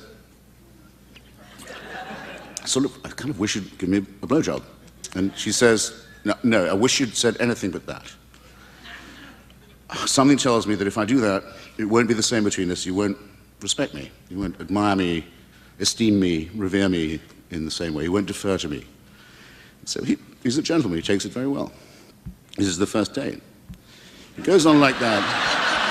It goes on like that for for a year or so, and it's always the same. And you can do your. And every time she says, "I can't tell you," and if only, and he says, "Well, actually, since you mention it," and no, but she says, "You won't. You just. I know it won't be the same. You won't respect." They get married. The honeymoon night is a torrential tribute by him to her,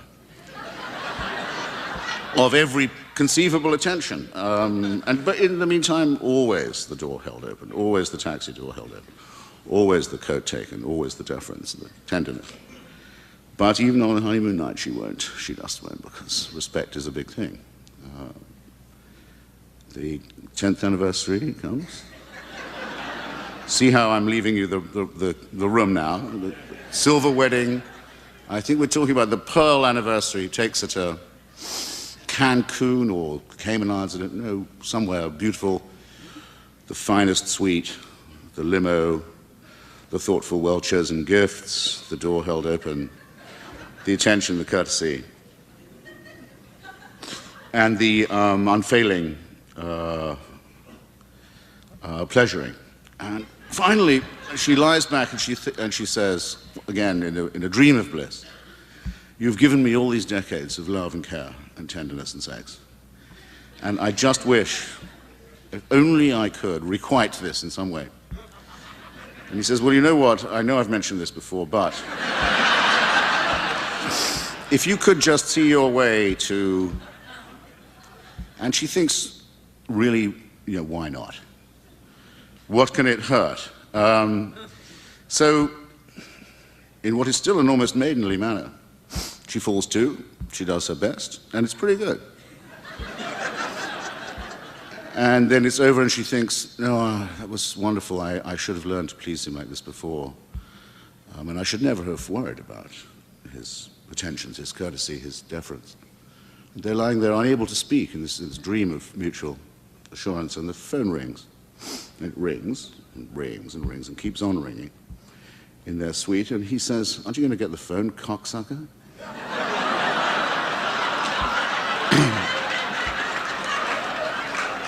Well, it's been real, and you've been very patient, and I salute you. Thank you, ladies and gentlemen.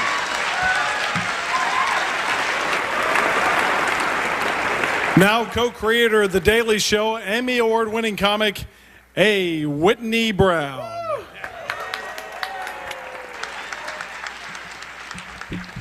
Thank you very much. Thank you, Tony. I'm A. Whitney Brown, and someday I hope to be the Whitney Brown. I am a little nervous because I have the fear of speaking in public. I know it's ridiculous, but it's a common fear. It's the most common fear among adult Americans, second only to the fear of being trapped in an enclosed space with a Catholic priest. But it's a natural fear, and I believe it's nature's way of making sure that there's always more people in the audience than there is on the stage, because imagine if it was the other way around, if the most common fear was of watching someone speak in public. It would be ridiculous. All of you'd be jammed up here on the stage, and me and Hitchens would be out in the audience sweating bullets for you, and it just would be ridiculous, and it wouldn't work out. So anyway, you can't live by your fears. You have to try and overcome your fears. Because if you let your fears control you, you end up living in a gated community in Arizona and voting for Pat Buchanan, and nobody wants that. That's not a good way to live. Because fear is selfishness. And we are selfish, all of us. We all live in a universe that revolves around ourselves. We all live in a pre-Copernican universe. I include myself. In fact, I'm thinking of including only myself. I know that my universe revolves sadly around me because someone stole my bike. It was a crappy little bike. But I got a really good deal on it. I bought it on the street. It was hot, and so I was really sad. Someone stole my bike, some evildoer. So I was walking home. I had to walk because some person stole my bike. And on the way home, I was getting even with this person. I was torturing them. I had them staked out to anthills. I was driving bamboo splints under their fingernails. I didn't know about Abu Ghraib back then. Or I would have had a pile of naked bike stealers stacked up next to a pile of suspected naked bike stealers, and maybe even another pile of the relatives of suspected naked bike stealers. Imagine that we are now the nation that tortures our enemies. Imagine that. We are the bad guys. And some of it's legal. Waterboarding. You know, dunking, waterboarding where they put you on, that's the new one that's okay. That's legal policy. We can strap people down to a board and put them underwater and they think they're drowning. They called it dunking. Now I know people criticize the administration for this, but let's take a look at the other side. Think of all the witches they uncovered with that technique during the Middle Ages. So I'm not going to be the one to criticize. So I'm walking home, torturing this evildoer who stole my bike. And I get home and I'm watching the History Channel, or the Hitler Channel as I like to call it. And of course, Hitler was on, Hitler's Pets or Hitler's Mistresses, some show about Hitler. And it turns out, it's all I ever have. It turns out that he was a really bad guy. It was the upshot. He was like very bad. Not as bad as Saddam Hussein, but in the same, you know, sort of ilk. Because Saddam Hussein was really evil. He was the new Hitler, they said. I'll tell you how evil Saddam was. He's the kind of guy that if you sell him nerve gas, what does he do? Uses it. That man put a stain on the name of makers and sellers of nerve gas that may take generations. He blackened the entire nerve gas industry. That's how evil a man he was. So anyway, I'm watching Hitler be evil on it, and it struck me, this was one of the evilest men in history. And yet in all my life, I have never had that visceral response.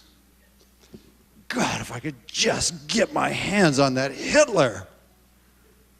I never felt that way. Now be honest, none of you have. Or Mao or Stalin or any of them. Never felt that way. I know he's evil and all that, I read it in the books, but never was like, God, oh, that Hitler. Why? Because he never stole my bike. Now that sadly is how I know that my universe revolves around me.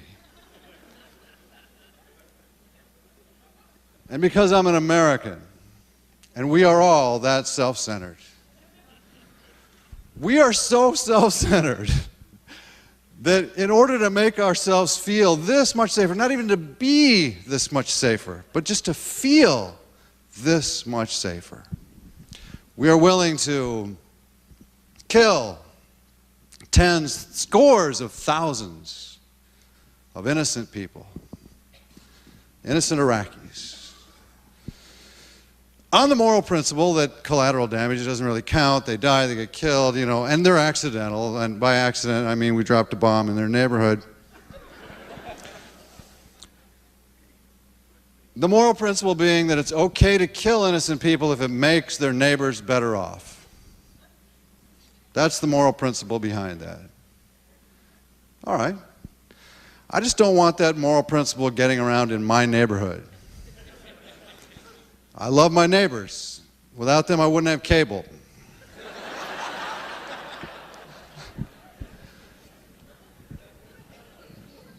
I just don't want that principle getting around. But it's been worth it. Because Americans, and I love this country. I vacation here.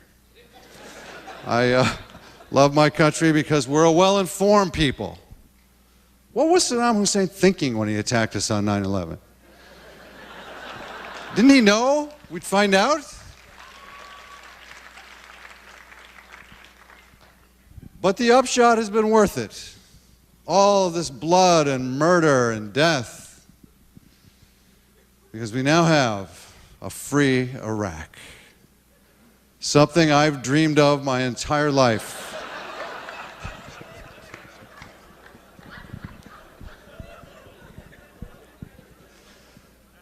So that my brother-in-law, who is 57 years old, a Purple Heart Vietnam vet, with a 5-year-old girl, is now in Iraq, but he has a safe job. He's training police. 57. A free Iraq. What's it like there? They can have any kind of gun they want. Pay no taxes. They shoot their candidates. They don't even wait for them to get elected. They blow up the police station every week. That sounds like a damn paradise to me. But that's just me, because I'm not afraid of terrorists. I'm afraid of cops. I've never been pulled over by a terrorist. I've never been audited by a terrorist. I've never had my ass kicked in the back room by a terrorist. This is America, the land of the free. Do you realize we only have 2 million people in prison? We're the freedom lovers. Of course, that is more than China or Russia, and a lot of them deserve to be there because they can't read. About half of them. And if you can't read, you're going to get in trouble in America because you're going to miss important information that you need to function. Information like these premises under video surveillance. Now that is a lot of big words right there.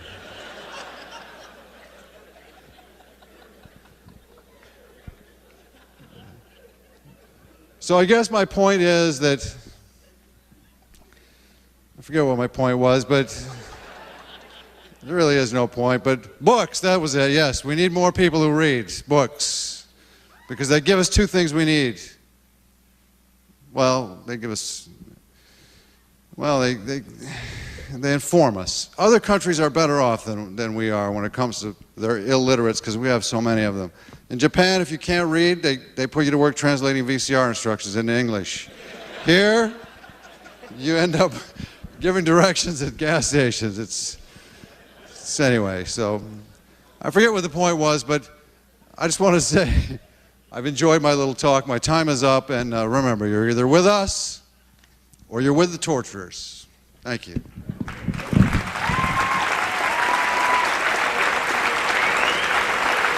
And now from the 27th Congressional District of California, Representative Brad Sherman.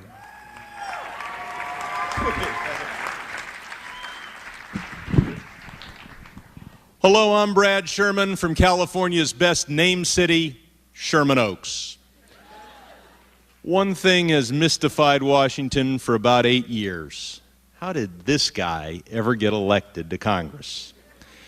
Now, many ascribe it to my exuberant and promiscuous distribution of cheap plastic trinkets.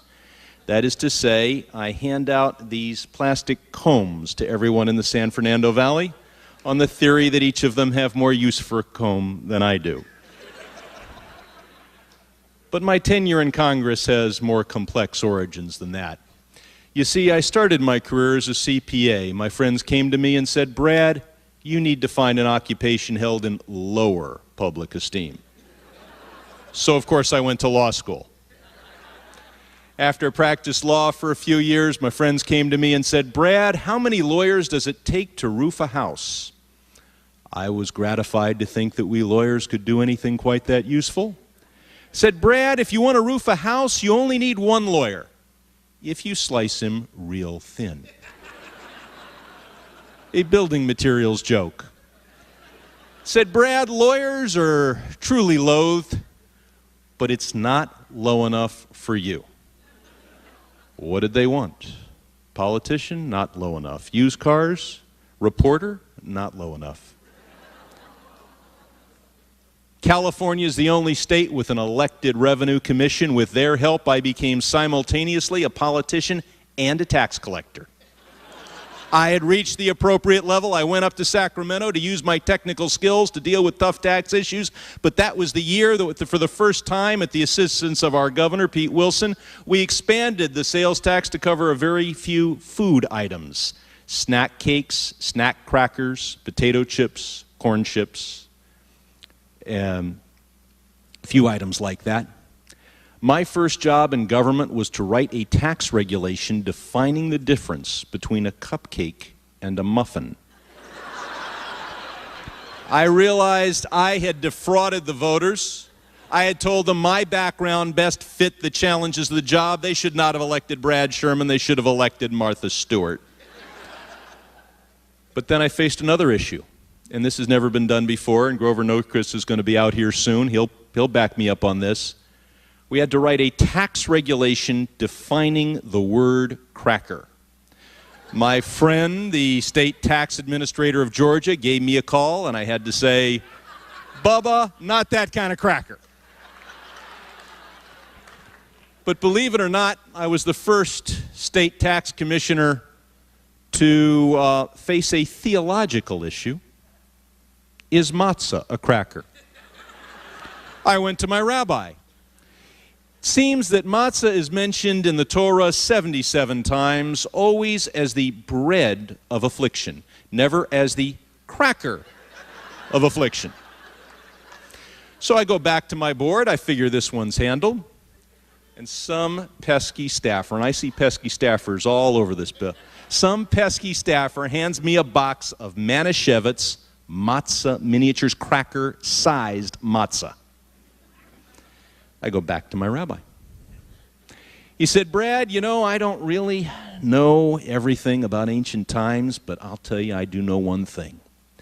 As the people of Israel gathered and fled from the hosts of the Pharaoh, they were not popping bite-sized matzahs into them. So in spite of being the first state tax administrator ever lobbied by the Manischewitz Company, I had to write a tax regulation, full-size matzahs, bread of affliction, not subject to tax, matzah miniatures, classified as a cracker, subject to tax.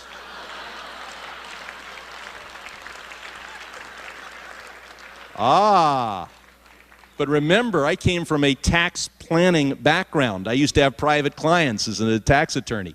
I said, I've got the tax plan for you. You buy the full-size matzahs, sit on them, get the smaller pieces without paying the tax.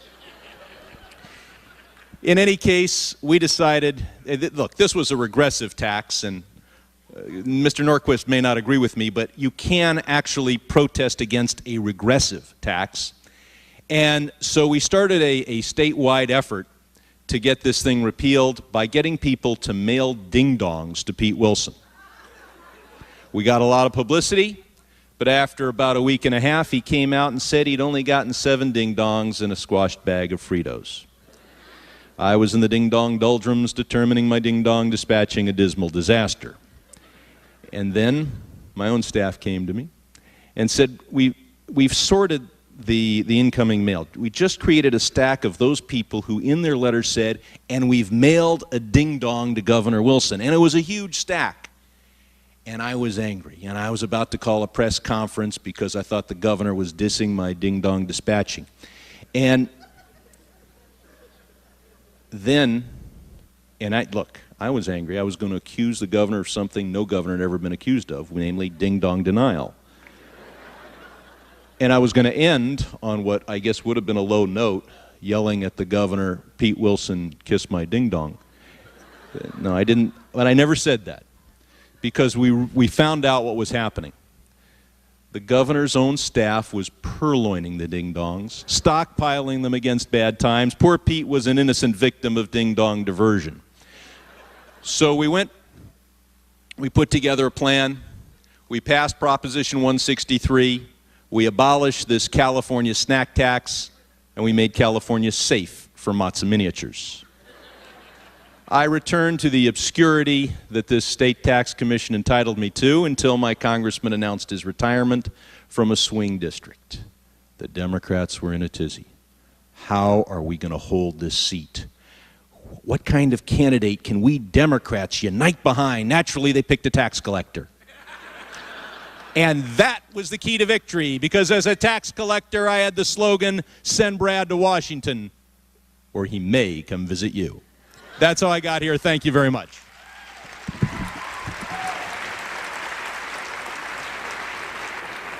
And now from Americans United for the Separation of Church and State, Mr. Barry Lynn.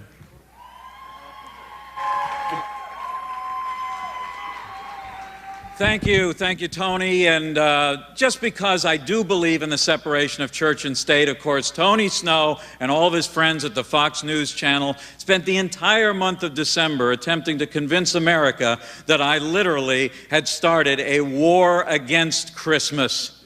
And because that isn't true, I wanted to clarify something tonight by not only indicating that I personally love Christmas, but that some people like me enough to give me Christmas presents. So I brought a couple of my favorites. For example, this one. This happens to be something called Wine Out. It's a red wine stain remover. Sounds good. Then you see that it has over 400 applications. If you spill red wine on yourself 400 times, you do not need this. You need rehab. Now, another thing I got, of course, the Ann Coulter talking action figure. Now, wait. Okay. Well, wait a minute. Mine is broken. Now, it is true that if you touch her in a certain place, and we are not going there, but if you touch her in a certain place, she does talk. But this thing does not, prior to talking, do this. The hair flip. So mine's obviously defective and was probably sent to me by an enemy. Every time I appear on the Fox News Channel, of course, if Wonkette gets hate mail, you ought to see my hate mail. I get a lot of it. I get a lot of it every time I appear on Fox. Here's one I just got. If the founding fathers of this country were alive today, they would have Barry Lynn on trial for witchcraft. Now, you know, I hope that when Attorney General John Ashcroft leaves office in a couple of weeks, the next time he wants to communicate with me, he'll just pick up the phone.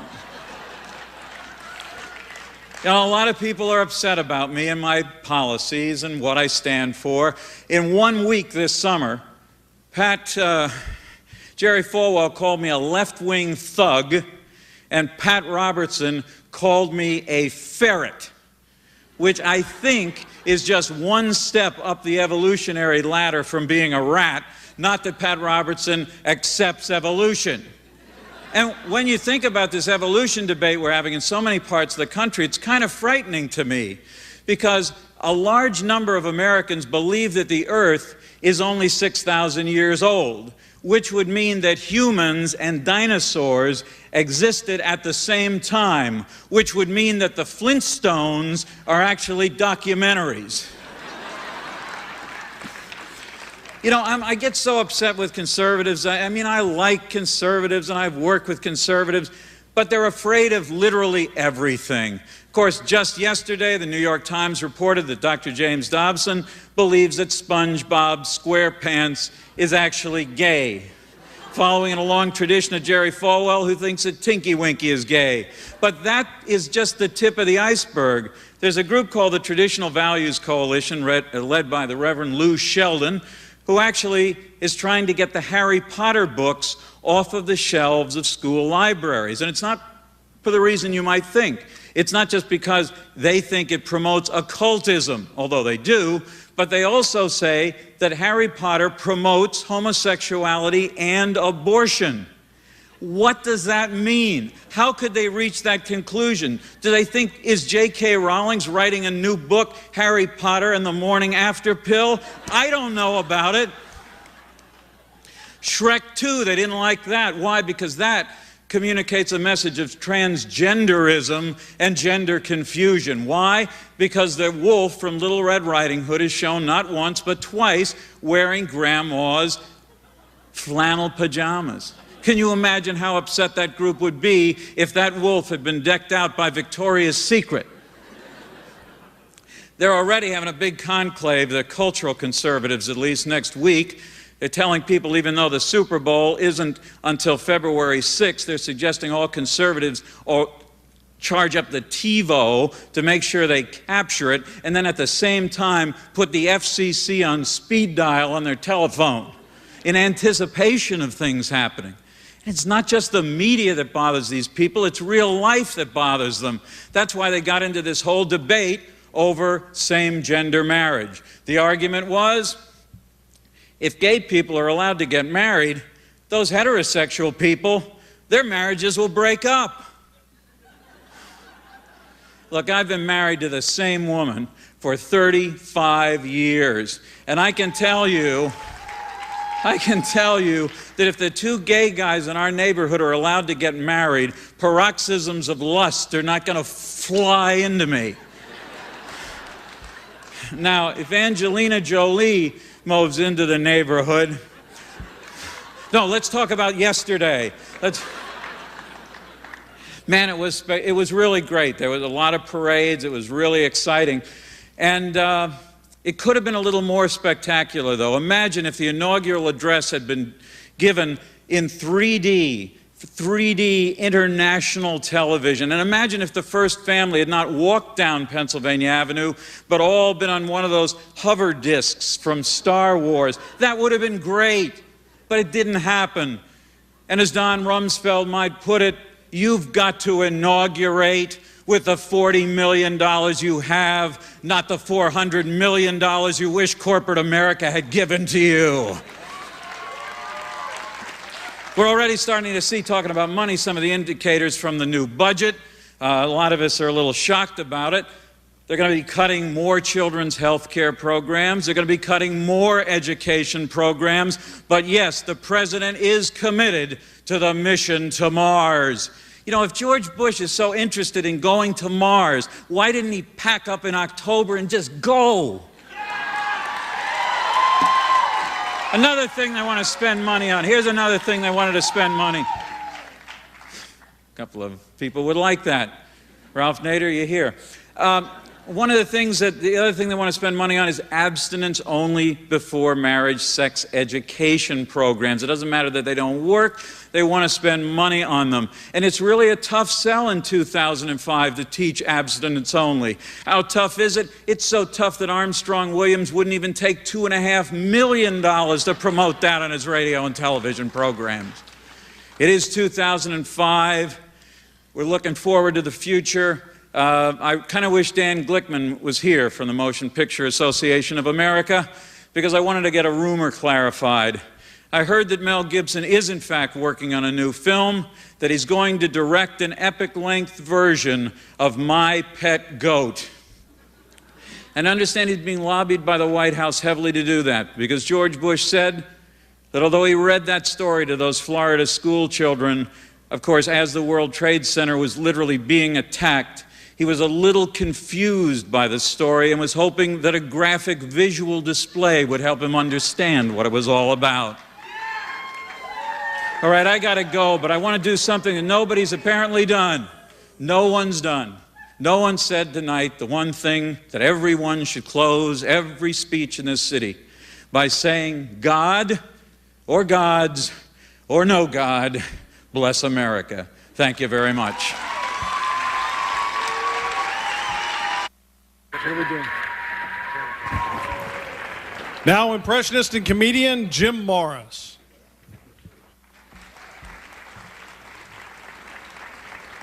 Tepid applause. But I appreciate it. I appreciate it.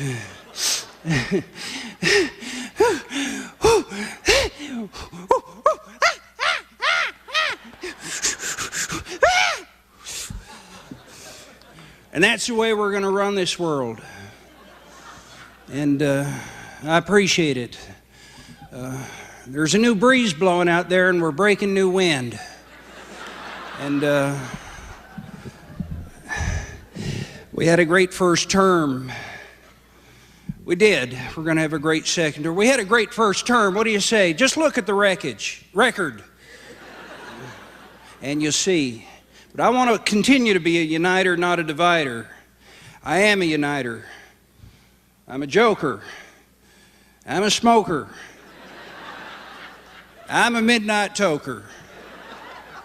And I think it was best put in the words of our great philosopher.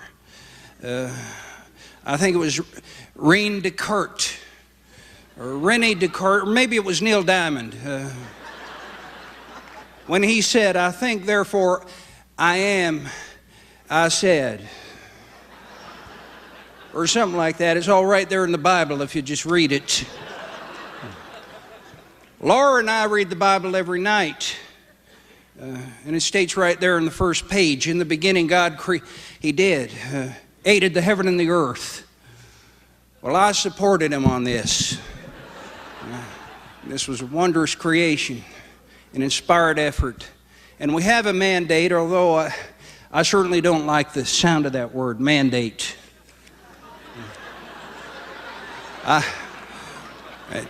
Dick Cheney's daughter had a mandate, but she still prefers women. It doesn't matter whether we're Republican or Democrat or black or Asian or Hispanic or others on the fringe. Women.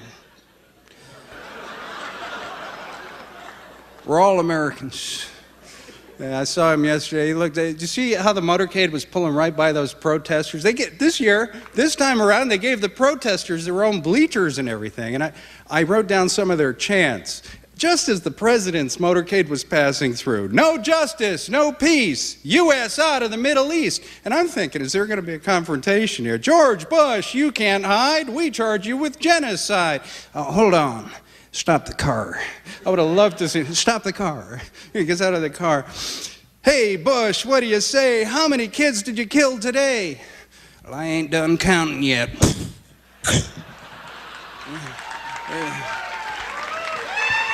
I'm a compassionate conservative. I put them out of their goddamn misery. Yeah. Tough campaign, though. John Kerry did rather well in the debates, but didn't come through in the final tally. Or as Tom Brokaw would say, tally. Tally. I'm sorry to see him go. Tom Brokaw. Hey, Tom, what's it going to be? Another couple of books, another mini-series or something? No, actually, many Americans don't realize I have an affinity for the Great White Way. I'm getting into musical theater. They're bringing the show Mary Poppins to Broadway, and I'm playing the role of Bert the Chimney Sweep. Supercalifragilisticexpialidocious. So far, so good, but I have not yet mastered the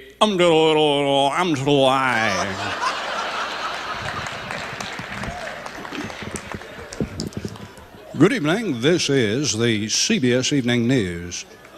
Dan Rather reporting, asking the question, why am I so friggin' intense? And I'm sorry to see him go, too, next March, because, I've always thought he was going to have a nervous breakdown on the air, and that's why I watch CBS, so I can be there when it happens. Viagra, the wonder drug from Pfizer Pharmaceutical. Is it a cure for impotence? Does it work? Let me check. Yes, it does. And in a recent survey of erectile challenge gentlemen, over 80% of the men said they were thrilled to have a pole. A survey? Come on, I told them I'd work clean here for all of my 6 minutes. No, they're cutting us up because we're running along, and I hope you've had a great time out there. And here's a quick impression for you. Ted Koppel singing The Doors. You know, it would be untrue, I would be a liar if I were to say to you, girl, we couldn't get much higher.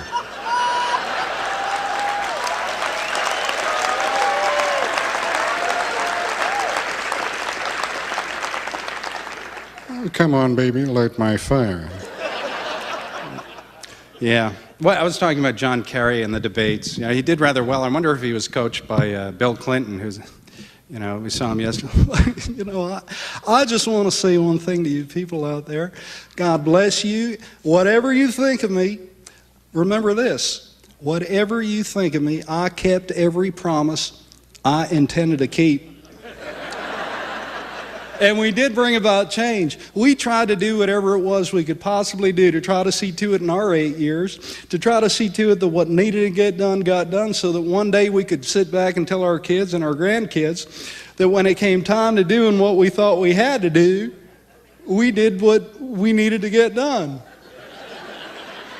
What the hell did I just say? It was nice seeing it. It's great seeing him up and about and healthy, getting his health back. Of course, the president's father was there with Barbara, and I'm very proud of my son. Let me just tell you, hey, something. W came to me the other day, said, I said, you got reelected. Why are you asking me this question? He said, Dad, how do you feel I'm doing? I said, you're doing a bang-up job. You just got to stick to the script there because, I get all my best guys writing all the best shit for you. Stick to the script. Now, because my son, he gets off that, starts ad-libbing. Is that what they call it there? Ad-libbing and mangling words, and his tongue starts wagging, and it's a very uncomfortable sight. And I told him, come on, W. Come on, people are going to think you were brought up by someone who couldn't finish a complete sentence. But you're doing okay. Okay? Doing okay. Sorry to get into... it was a tough campaign. It was a tough campaign. The debates. We believe, John Kerry, we are the optimists, we are the can-do people, we are the knights who say nee. Not nay. I say send away the naysayers, send away the nincompoops, send away the knick-knack paddywhackers. Let's not throw the dog another bone. That's what's at stake in this election. First thing he said I can understand, steak. I think we know a bit about steak in Texas. And as far as all this it is a dog-eat-dog world out there. We just can't sit around licking ourselves. We got to mark our territory, ward off intruders, and attack preemptively if necessary.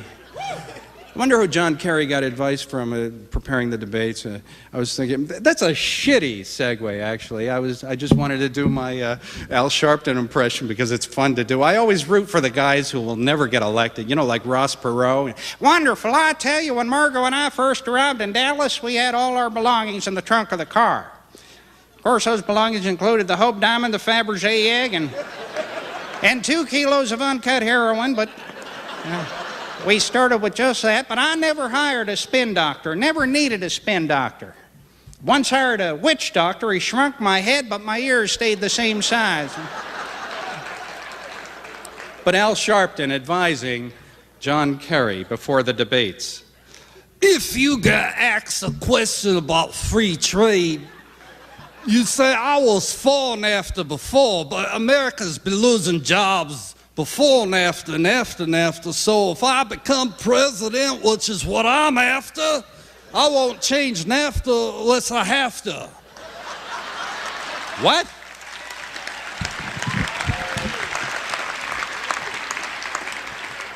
And I have notes here, but the evening's running on, so I will just leave you with this. And this is the former President of the United States visiting us in his spirit. Of course, that would be the 40th President of the United States. God bless you all. This is, regardless of whether you happen to be on one side of the aisle or the other, I'll have you know that we have accomplished a great deal in our society. Remember when I went to that wall and I demanded of the communist dictator there? I stood there before the wall and I said, Mr. Dung, tear down this wall. And not long after that, we began to see the reunification of China. They're all coming together now. Mainland China, Taiwan, Hong Kong, the Mandarins, the Cantonese, the Szechuans, the Hunans, and even the takeouts. And while I was there, Nancy and I met with the premier of China. What was his name? Deng Chao? Or maybe, was that what they served us? I don't know. I didn't like the food there. I had just had part of my colon removed. And by that point, I had a semicolon. But what was his name? certainly didn't appreciate his holier-than-thou attitude. But let me all leave you with this. This is the greatest land of all. Why, I'll have you all know that back in my day, we never even had fellatio. Oh, no. Back then, we had to do everything by hand. Thanks a lot. Enjoy the rest of the show. Thanks for coming out. Thank you.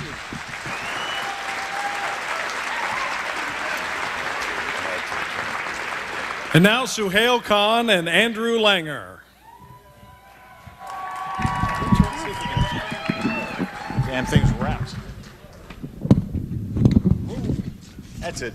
Breaking stuff. You break, you buy, man. Hey, good to be here tonight. Let me introduce my good friend, Andrew Langer. Let me introduce my good friend, Suhail Khan. And for those of you who are going to get confused during this act, Suhail is the one wearing the blue tie. That's right. That's right. We're the only duo act tonight. Some might call us the twins of comedy. Others, the Uday and Kusei of laughter. And others might call us the Jenna and Barbara. Hey, I like Jenna. You know, we were going to come out here, we were going to get all rah-rah and say, you know, ask who voted for Kerry, who voted for Bush. But we got to be honest with you, we can't see a frickin' thing from up here except for Kerry Houston right here in the front row. Like the haircut, Kerry. Looks good. No, Yeah. but some famous people have played this stage, Andrew. Really? Oh, yeah. You had Bob Dylan, James Taylor, David Letterman. And now Suhail Khan and Andrew Langer. Yeah, it's kind of like Darwinism, only backwards. So anyway, you know, it's funny. So we were going to ask who supported Nader and who supported Bush and who supported Kerry. But honestly, you know, as I said, we can't see anything. Can't see anything, but let me just ask. I mean, the Nader people, come on, you got any Nader supporters out here? No, they were all trapped by the... Oh, I'm sorry, one guy got in. See, I like the you get in Nader here? people. The Nader people are cool, you know, they're all vegan, natural fibers, morally casual. Attitudes, sure. Kind of smell vaguely of bong water. They're cool people, you know, they're partiers. No. They're the first ones to go on the list. No. They're cool. I like the Nader people. The people that freak me out, the people that go on every list, people that need to be stopped are those conspiracy theorist guys that follow Lyndon LaRouche. Like you. No, these guys freak me out. They think everything's controlled by the Council on Foreign Relations, KFC. They think that the Trilateral Commission is beaming signals into their teeth fillings. They're crazy. Yeah, you know, it's funny because these guys, they'll follow me out of the metro and I know how to stop them now. How's that? I tell them, you know, I'm part of the greatest conspiracy theory of all. People from Maryland? No. The Zionist occupational government. Oh, that's rough. Yeah, so... Hey, our transitions are a little rusty. No. But anyway, Suhail, I mean, it's not like you know anything about getting stopped by security checkpoints. Oh, he had to bring up a sore subject, and I got a sore subject. No, my holidays were a little rough. I did a little traveling, and, you know, I don't mind the third or fourth strip search, the anal probing, it's all right. But I gotta say, I'm a traditional guy. Kind of brought up by traditional parents, Catholic school. Catholic school? Oh, yeah, hence the uniform. But, I mean, you know, I'm just old-fashioned. Before we get into the body cavity searches, all I say is, sweet talk me. Buy me a drink. Talk to me. Ask me how my day was. You know, you want to start... And the worst part is, after, I don't get any calls, no emails, nothing. I feel cheap, used. You gotta start forgotten. showing up at the airport and make it easy. You gotta start showing up at the airport wearing, you know, your silk robe, your smoking jacket, or at least your ratty old bathrobe. I'm and your not slippers. easy. I'm not Washingtonian. Come on. So you had a good holiday? No, well, my holiday was a little rough, but enough about my social life. How was your holiday, Andrew? It was good. You know, my wife got me the Star Wars DVD collection. I watched it with my daughter. Watched it with my daughter. Your daughter's like 2 years old, a little young to be exposing her to the No, full she nerd really treatment. got into it in a big way, except, you know, every time now we're watching CNN and she sees Ted Kennedy, she goes, Daddy, look, Jabba. Ooh, that's rough. On Jabba. Yeah, you know, it's funny because we've been watching CNN. I've been noticing these guys around town. I don't know if any of you have seen them, the guys who are now sporting the Tucker Carlson look.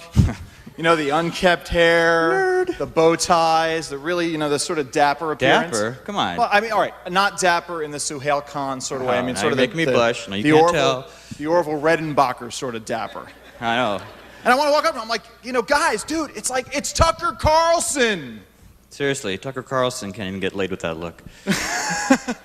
Speaking of getting laid and dating, Washingtonian's not in the audience, is she? I think actually I saw her in the back room with former President Bill Clinton. Oh, jeez. All right. Well, they want us to move along. All right. So let me just finish with this real quick, if you don't mind. Real quick. Oh, rough. No. So there's 1% of Americans out there that their big issue is the war on pornography. These are the folks who their big thing. They're really pissed off that the Justice Department isn't spending enough energy fighting porno producers.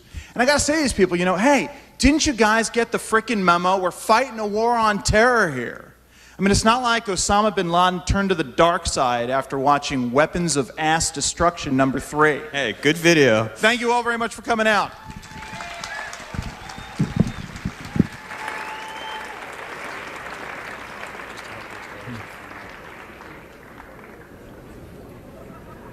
And now, Mr. Grover Norquist.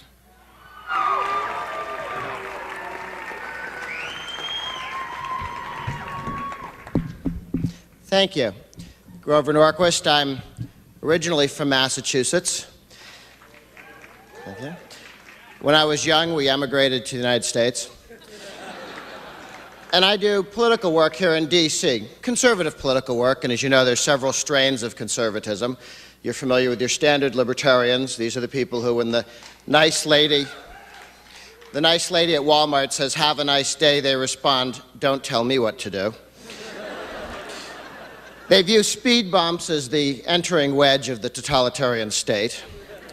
But they did, in Reason magazine, provide, I think, my favorite headline in history, and that is when Jane Fonda came out for censorship for feminist reasons, they announced, "It's official, she's wrong about everything." Then you've got the gun nuts, the Second Amendment community. I'm one of them on the board of the National Rifle Association. All right. You may have seen the book we've been promoting in 4th grade, Heather Has Two Hunters. And of course, there's our Executive Vice President, Wayne LaPierre. If your name was Wayne LaPierre at a very young age, you would probably decide it was a good idea to be reasonably heavily armed. And then there are the traditional conservatives. These are the people who get all excited about that idiot Edmund Burke. French Revolution, 1789, everything's going along swimmingly. They're chopping the heads off French people from morning till night. Chop, chop, chop, chop, chop, chop, chop. They're making tremendous progress.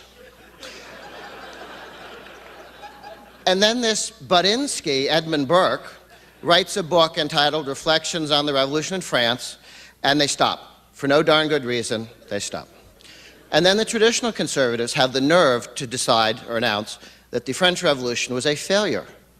Of course it was. It was a failure of half measures. Who knows what we could have accomplished if they'd had a little stick-to-itiveness with this project. Certainly, visiting Euro Disney would be more pleasant. And the world price of soap would be significantly higher. But I went to, I don't want to pick on the French all night. I went to Paris recently, went to the Musée d'Orsay, the museum across from the Louvre. They had a wonderful exhibit of Impressionism. And I'm walking along looking at all the pictures, and my lady friend says, no, you got to stop and linger over each of these pictures. And I explained that while some people have studied under Evelyn Woods to get the speed reading course, I studied with her brother, Bubba Wood, and he had the rapid art appreciation course. So that I could just walk right past these Impressionist paintings and pick up everything that was necessary. I can do the Louvre in 2 hours and 45 minutes.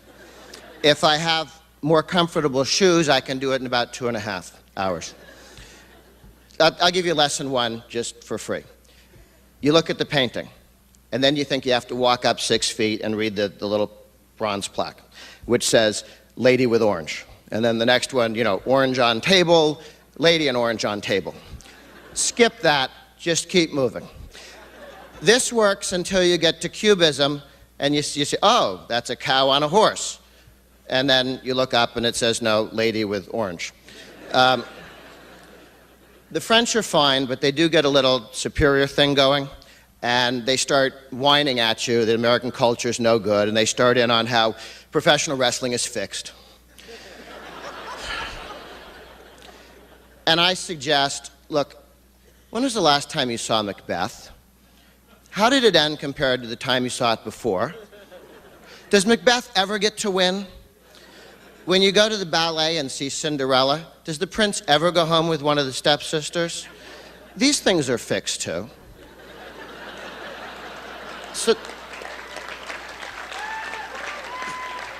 So then they switch over and say, well, we read this study that half of Americans can't find France on a map. And I suggest that this is not a particularly important life skill. I have been to France. It has never required me to find it on a map. You go to the very nice people at United Airlines, and they pay somebody good money to find France on a map for you. It would, in fact, be somewhat disconcerting if, while you're getting that helpful advice about how to put a seatbelt on, one of the pilots came back and said, anybody here go to high school and learn how to find France on a map? High school trigonometry is another thing. There is no trigonometry in the real world. There is no metric system in the real world. If you walk out of high school and you go past that little sign that says drug-free zone, which is funny in its own way, on the other side of that sign, no trigonometry, no metric system. They do teach you some useful stuff, math, for instance. I'm going to leave you with a bipartisan 2 numerical sequences. Okay, you probably recognize the first one. 1, 2, 3, 4, 5. Bill Clinton listing the 10 Commandments. Then we do 3, we close up with 3, 7, and 9. John Ashcroft going through the Bill of Rights. Thank you.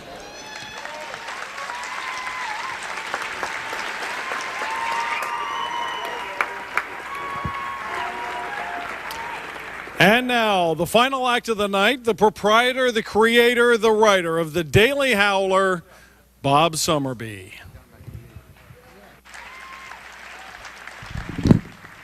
Final act. How many of you feel you've suffered enough? Come on, Vice. Round of applause.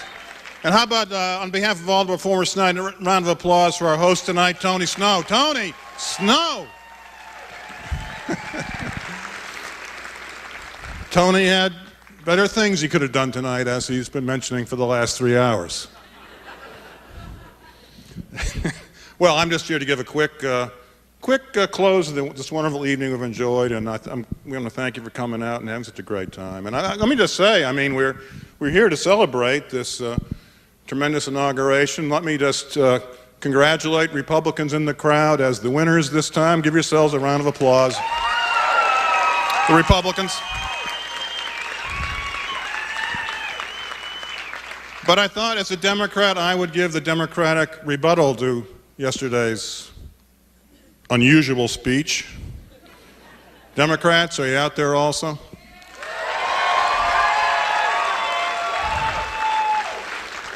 We stay up later. I'll tell you, as a Democrat, I have to say, and you know, we're all friends here tonight, but as a Democrat, I have to say, the inauguration really made us look back on the Clinton years and see how innocent they really were. Whoever thought would be swearing in a president where it all depends on what the meaning of torture is.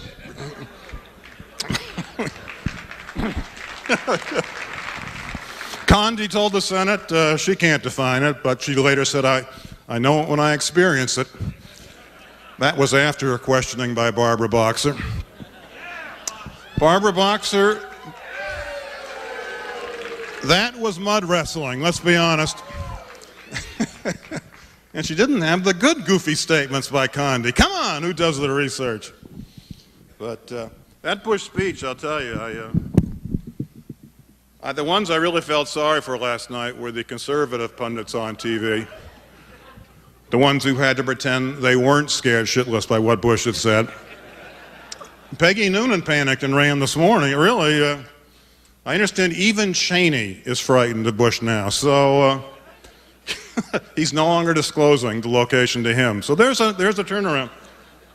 But the speech itself, I've tried to decipher it. Do I understand correctly we are re-invading the Falkland Islands? Is that what I'm... Fredonia has grown restless again. It's a kind of an unusual approach to the world. Some people said it was a little vague, but I'll tell you, if you had the specifics this president has, you'd be vague in your speeches also. Now, the journalists had a hard time knowing what to say about it. Headline in the Post, an ambitious president advances his idealism. Advances his idealism. That's because there's a rule at the Post. You can't use the word lunacy in a front page headline.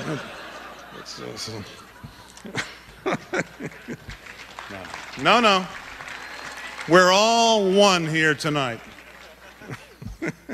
We're all friends. But, anyway, we've come to the end of a wonderful evening. I thought I would take a couple of quick questions. Many of the other comedians wouldn't share their stand on the issues with you. Very quickly, anyone, when I give you the signal, because I really want to lay it on the line for you. We face problems together as a people. Just throw out any issue you're worried about, and I'll share my stand on the issue. Real quick, go ahead. Indecency. Okay, gun control. Thank you. I want to lay it right on the line for you, sir. I'm not sure where I stand on the gun control issue. I think I stand with the NRA with their new slogan. You've heard it.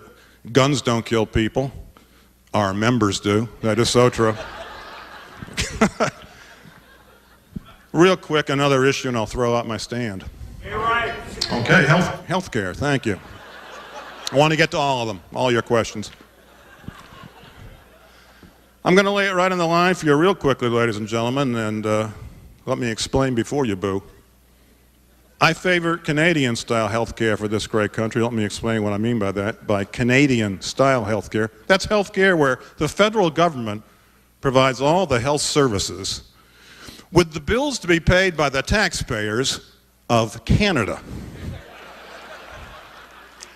I feel if we can't make Canada pay for our health care, what do we have an army for? So, simple, common sense solutions that bring the people together. I'm going to let you throw one more at me, and I'll share my stand on the issue. You're right. Say it again. Prayer in the schools. I thought that's what you said.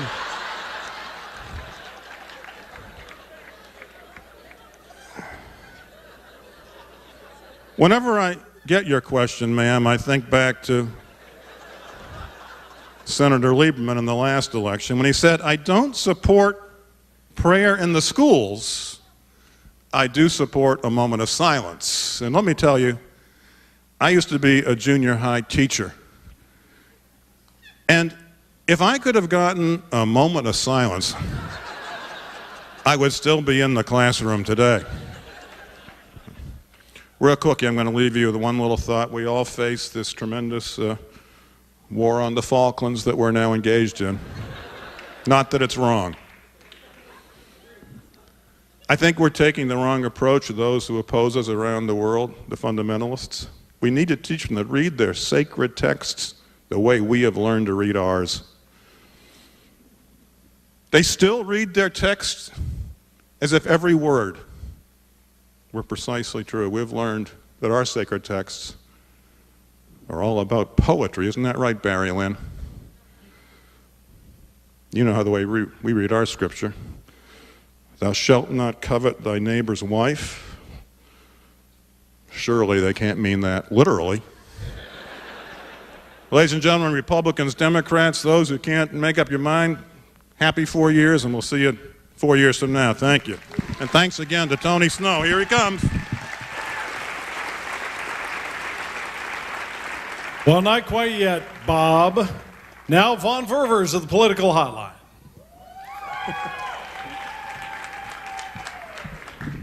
Let's hear it for all of our wonderful performers tonight. All those people who had the guts to come up here and perform. Fantastic. Tony Snow as the MC. He was absolutely wonderful, as he always is. I want to thank everybody for coming out tonight. I want to thank some special people. Americans United for their support, the Bear Corporation, Corvus Communications, the U.S. Tobacco Association, and the National Beer Wholesalers. Who doesn't want to thank them? Everybody, thank you for coming out and helping the hotline try to celebrate the joy of politics as we do every day in our document. I hope you all had a great night. Drive safely, drive soberly, and we'll see you in 4 years. Thank you.